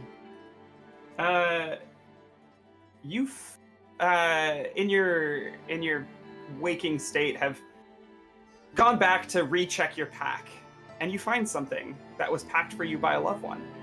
It was a surprise. You didn't know that they had left this in there for you. What do you find? Who is it from? And how does it remind you of your drive? So, this is... So in order to get closer to the Swirling Court, Ravel has basically sort of... kind of charmed her way into... I guess the best way to describe it would be courting an associate of someone who's in the Swirling Court, or at least someone who, basically within the Swirling Court. She's basically courted her way to becoming close to them, and even though it was part of a con, the con kind of became real for a while. So she actually does have feelings for this person, this loved one, and they packed essentially a jeweled comb, or like a very, very fancy comb, one that you'd often see like high society elites or nobles use. This one is a bit special for her because this was a gift that she had received from this person for their first anniversary together. Kind of thinking back, she treasures this person. She holds them very close to her heart. But it also reminds her, seeing the opulence of it also reminds her, like, oh yes, I need to join the Swirling Court so I can just continue to be with them. Not to mention all the power she'd get from being a part of the Swirling Court, but that's another part of it. But you can have multiple motivations. oh yeah, like she will say definitely at first she wanted to join the Swirling Court because of the amount of power that they had, the influence that they held. But as her feelings grew for this loved one, she also wanted to become a part of the Swirling Court to be able to stay with them, be able to live together with them, just be together. So seeing that comb reminds her of both her loved one and of her drive, which kind of re-emphasizes, oh god, I need that treasure, because it'll make everything I want come true. So, as you sit in the forest, you can feel it. And you can hear it almost, like a slow breathing. Almost emanating from the earth itself. Breath in, breath out. The whole world moving in this slow rhythm. You hear the crickets off in the distance chirping. Slowly at first. And suddenly things shift. The chirping starts to sound like alarms. It gets faster and faster and faster until both of your companions bolt upright, awoken by whatever force in the world brought those nightmares to them. Vermin, I have a question. Yeah. The burns have followed me into the waking world. Yeah, Are they where fresh are you burned? burns? Oh, Or yeah. are they okay, cool. I imagine that it's like along his left side, like it was almost like as he was running it was coming sideways at him rather than like from behind or below.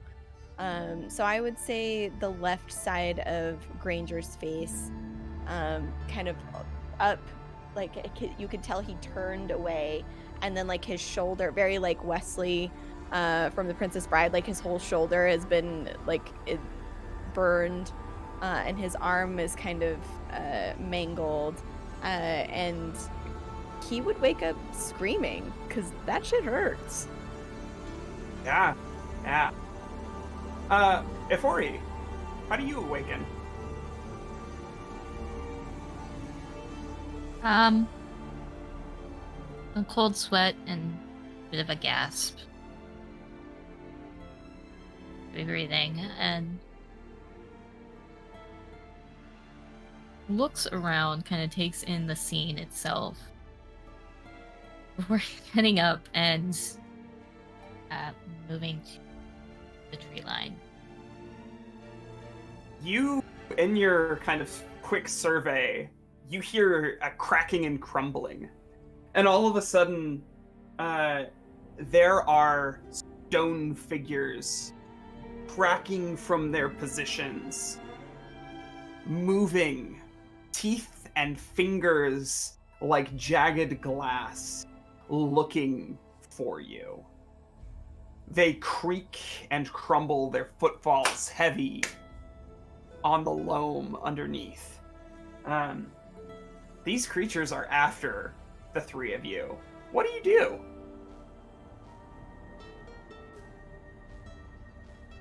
I think Granger is on the ground, like writhing in pain, and as he kind of rolls to the side, and I think he would be, kind of not a prayer, because I don't think that Granger ever spent enough time in any sort of religious establishment long enough to learn a prayer, but almost like a string of religious sounding things. And as he kind of rolls over and sees these creatures kind of stomping through the loam, he'll with a grunt kind of pick himself up, and I want to use a ritual. Ooh.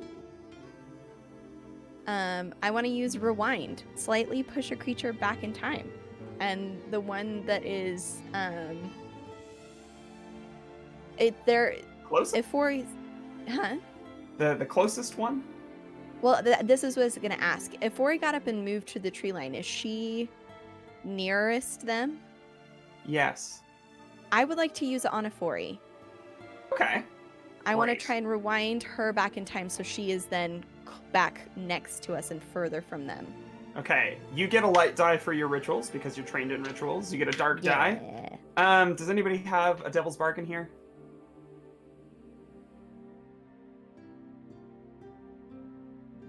The only thing I can think of is maybe a Fury resisting. There to are resist the mechanics for that. Yeah, if That you don't works want to slightly do this, differently. totally fine.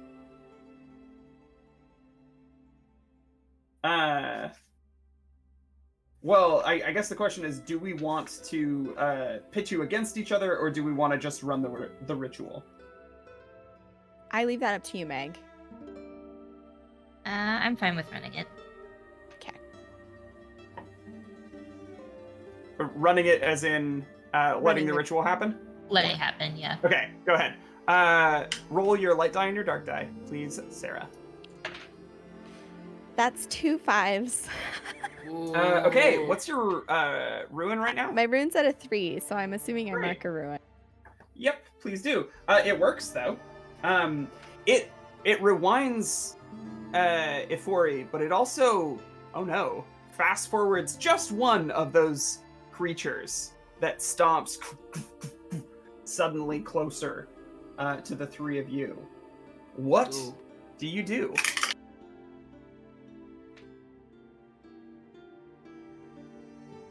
You marked ruin, didn't you? Yes.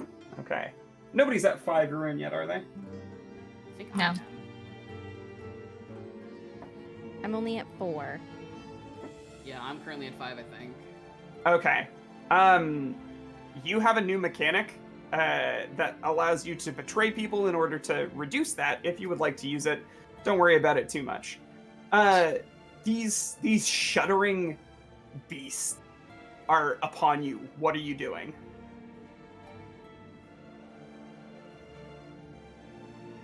Before his first reaction is going to go for her lance, but then finding that it's not there. Correct.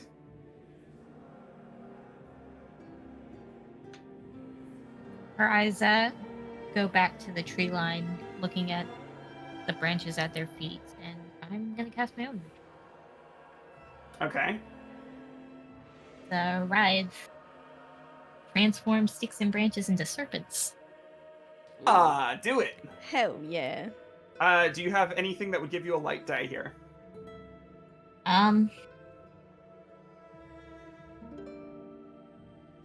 Maybe precision is the only one I can argue. Table, how do we feel about that? Make an argument for secrets. I like secrets Like better, the actually.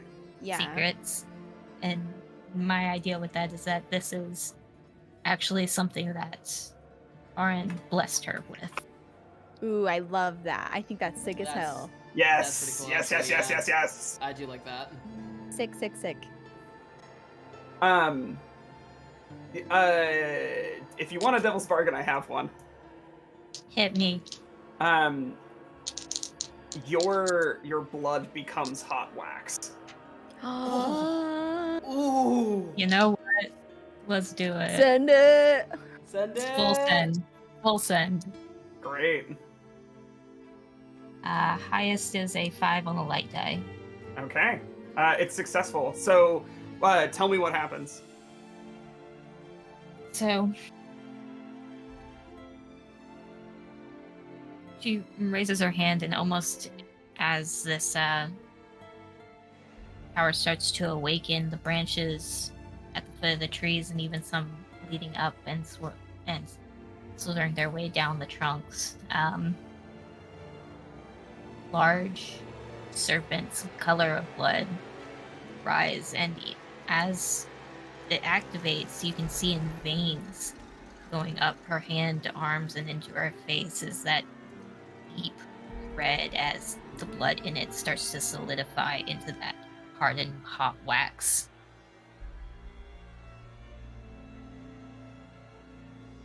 And the serpents, following the beck and call, go for these stone creatures, entangling around their legs and trying to incapacitate them.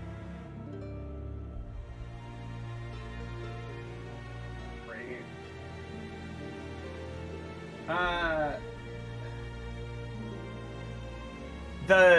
For now, those statues are no longer a threat, but it's clear that you need to move.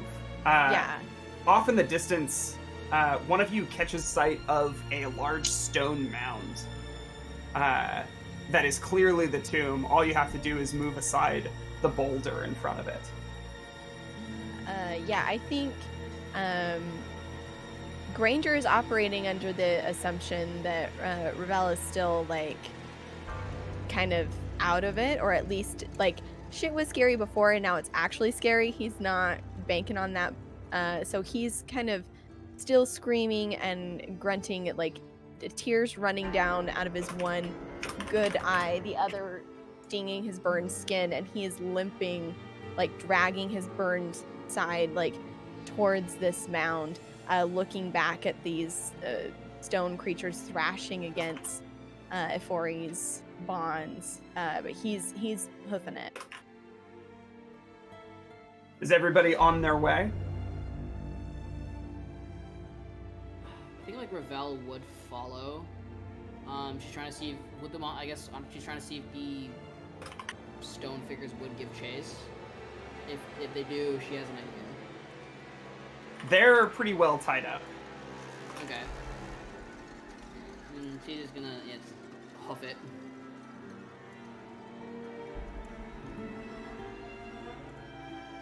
Okay. Ifori, you're going as well?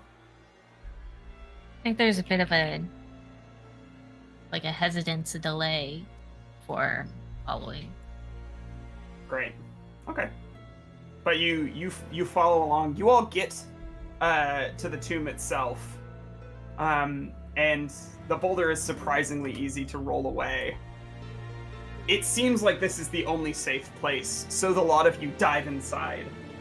And as you arrive, it's glorious.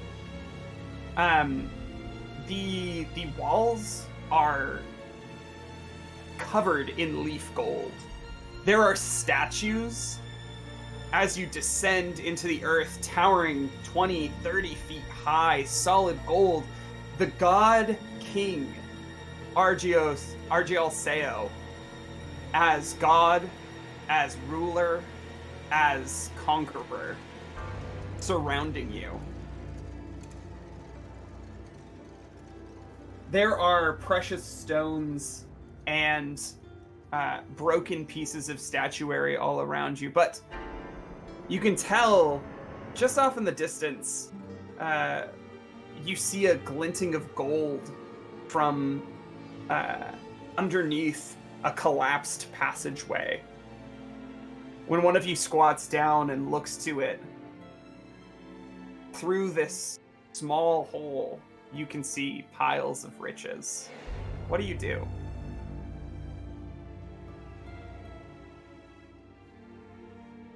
I guess how collapsed is this collapsed passageway? Like completely collapsed, movable collapse, like... Probably not movable. But you know what? Garland. Granger. Garland. I got Garland's it. We Granger, good? We good? George, I know Jimmy. exactly what you're talking about. Granger. Wow, it reminds you a lot of that passageway you crawled through to escape your dream. Mm-hmm. It's tight. You would have to scoot yourselves along the floor to get there.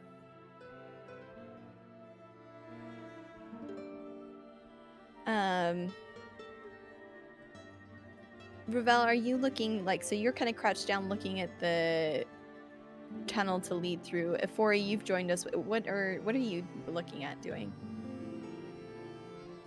Ifori seems to be kind of taken by these statues that are towering above and looking at how they're inlaid.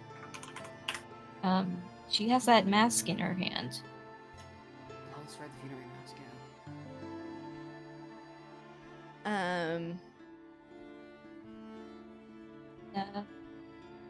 Quite strangely, starts scaling the statue. Like climbing the statue? Yes.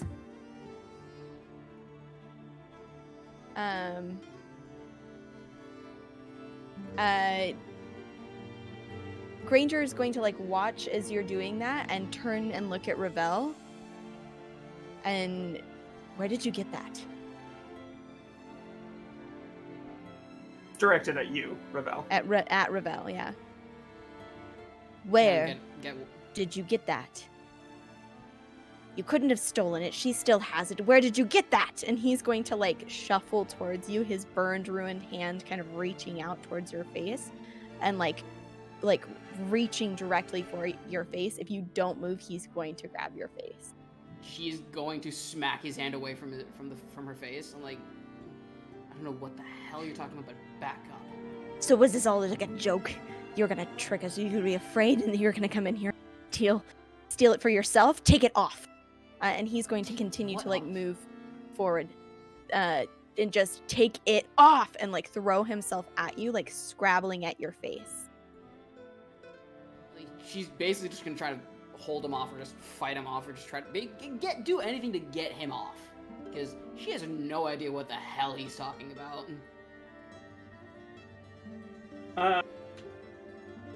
Would you call this contest deadly or dangerous? I would say, yes, dangerous. Maybe not deadly, but dangerous. Okay. Yeah, dangerous seems like an apt word for it, yeah. So I would like each of you to take one light die, if this is going to be something that you have a skill in.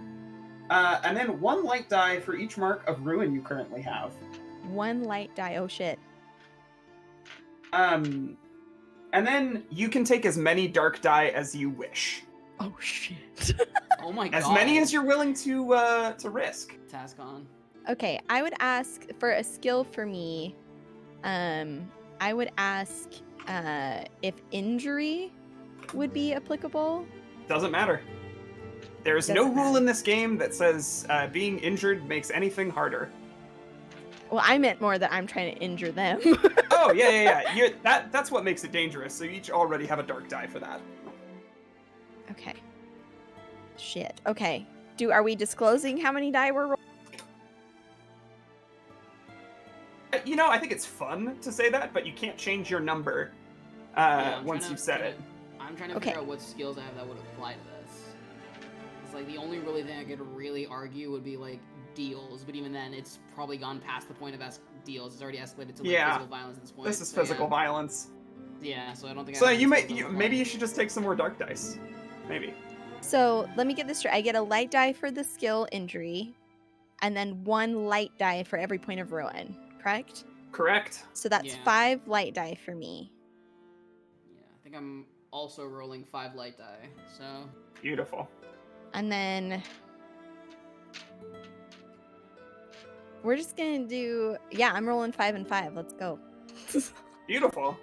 Love that for you. love that.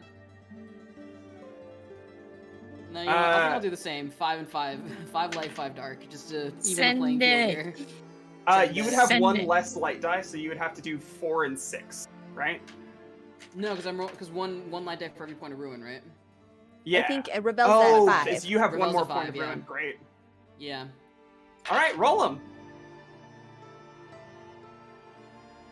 One of you is going to die in this altercation. Let me Sick. make that clear. Sick. Yeah. Love it. Okay, I've done my thing. Amazing. I'm taking notes on my light and dark rolls. I have to Yeah, share, I like- just wrote mine down too, so I don't have to remember. We rolled. What information is important to you to know, Vermin? Is it I like want the to know sun? the highest die and what color it is. Probably Okay. dark. Unless you're yeah. obscenely lucky. So I got 2 6s on my light and 1 6 on my dark. Okay. And then just 6s, or do 5s matter too? Just count the 6s. Okay, yeah. yeah, so 2 6 on the light and 1 6 on dark. Okay. What about you? How does Ravel do? Ravel, excuse me. So funny. I tied on my light and dark with 2 6s each. Okay. Nice. Count 5s for me. I got 1 of each. 1 5 on my light. Okay. This is going to be a loss for you then, Ravel. Can you tell us how this happens, Sarah? Yeah, I can. Am I okay to get kind of gruesome about it? Yeah. Go ahead. Okay. Are you okay? So the Wheeler are like scuffling, right?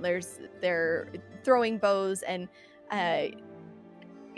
Granger's like burned and ruined side is like oozy and gross, and he reaches in and kind of like tackles you to the ground and like gets the upper hand, and you hear that same snick sound as you look into his free hand and see that he has unleashed his straight razor, and he'll like lean in close and said, "I said take the mask off," and he's going to bring down and like rake the straight edge like across your face and like cut you, and then he's just going to be like hacking at your face with this straight razor, like blood erupting everywhere as you're like still kind of like trying to push and shove, and he'll finally like get like a blow on an important artery as like the blood like trickles, but he doesn't stop as he's just hacking away at Ravel's face.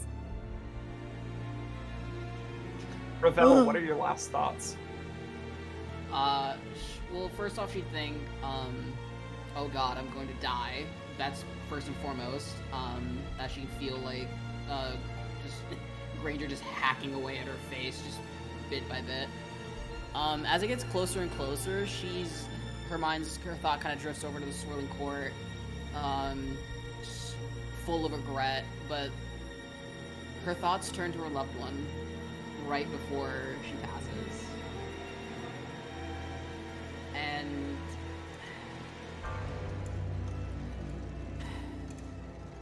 she just mutters his name right before she passes and just...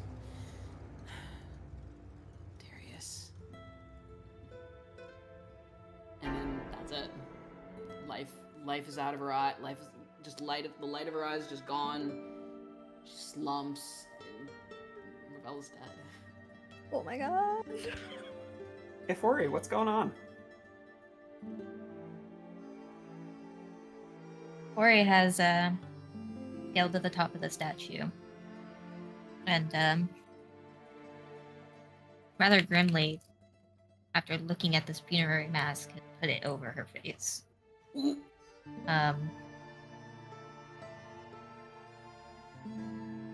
After watching the scene unfold between Ravel and Granger,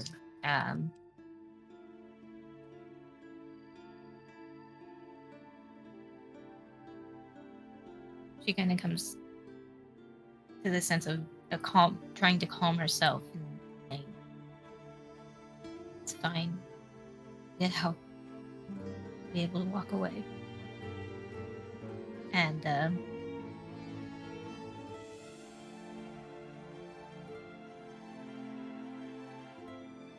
again, and after that says, "This is the last time I do this for you, Aaron." And lets herself fall.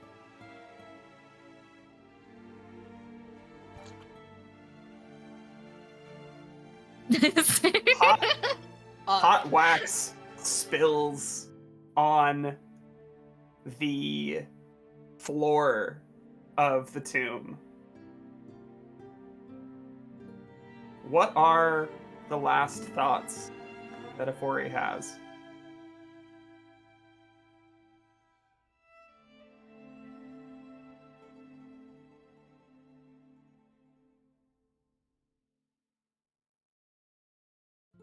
Probably a stark realization that it hasn't gone this far before. She has felt pain in these dreams, she's felt pain in these altercations, but never has she not awoken. You hear a voice. Oh, Ori. I told you you were close to my realm. Come. I will care for you in the boiling dark. Granger. Yeah, man. What's up? There's you, 2 corpses, and the tunnel. What do you do? I think like he had just like stood up as Ifori's body like hit the ground. So he turns and looks and sees it and kind of like grunts like in affirmation of like, okay, it's fine. And he's going to move over to that little tunnel and get down on his hands and knees, and with like blood dripping like off of his face, his own and Ravel's, he's going to take his good arm and start dragging himself through that tunnel. It's a laborious process. It takes minutes, much longer than it took you in the dream, as you scrape yourself, pressed tightly on all sides by stone, always on the brink of swallowing you, you drag yourself one-handed to the end of the tunnel. And there, before you, are laid all of the riches of Argial Seo. There are jewels and coins, gold beyond your wildest imaginings. And an open casket. It's where the king himself should lie. And wouldn't it be right? You, with the funeral mask in your hand, how did it get there? Wouldn't it be right for you to take your place here? You have everything that you want, all the money in the world, and your throne, your supine throne, calls to you. What do you do? Granger sees it and takes the straight razor and hacks at his own hand till it's bleeding freely. And he walks, dribbling his blood, muttering to himself, stumbling as his blood drips on the jewels and gold. And he is incoherent and manic. And he's beginning to pour sweat that's mixing with blood and the oozing, like, disgustingness of his burns as he eventually staggers up towards this coffin. And he'll step inside, and as he lays his head back, he'll say quietly, "No more running." And I want to use my ritual maze, which will turn the surrounding environment into a labyrinth with me at the center. You do it. Yes. Space warps and distorts. Your dreams come true. You live a life of peace and comfort. Every nobleman on the street tips their hat to you back in the city. There are cheers rung up in bars saying, "Granger, now that was an adventurer." At the center of a labyrinth, deep inside the woods, you lie back. The mask falls over your face, and you lie forever interred. Thank you, everybody, for participating and watching and enjoying Trophy Dark. This was The Tomb of 10,000 Dreams by Jesse Ross. We were playing Trophy by Jesse Ross. I am Legendary Vermin, but before we get to me, I have a star-studded cast who we will let regale you of their future endeavors in the reverse order that we started in. So, Sarah, take it away. Hi, hello, I'm Osirix Frank. I play Granger, and that did not go how I thought it was. Everybody, I loved every second of it. It was so good. If you like my face and the words I say sometimes, you can find me all of the places at Osirix Franco. I'm a cult leader over at +1 EXP, and then that's the next time you can see me doing the thing. I'm going to be running a game of Oops All Draculas on Monday, the 30th, the night before All Hallows Eve. It's the first time I've run a game in almost over a year, almost a year. It's pretty crazy, and I'm very excited. So come check that out. And keep an eye on the socials because we're doing lots of cool stuff and all the things. But come watch me be a silly vampire man, probably. Okay, that's all. All right, let's slide over to the Neon Raiden. Hey everybody, how you doing? My name is Bishop Matange. I've had the absolute pleasure of playing the now dead Ravel. You can find me over on Twitter at neon_Raiden. Blue Sky will be coming soon.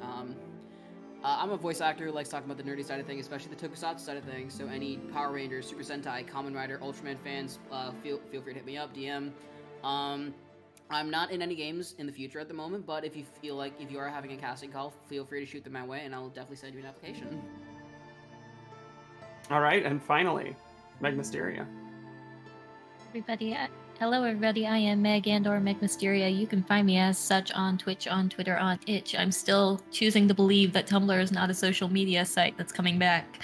You can find me on Blue Sky though, as that becomes more and more prominent.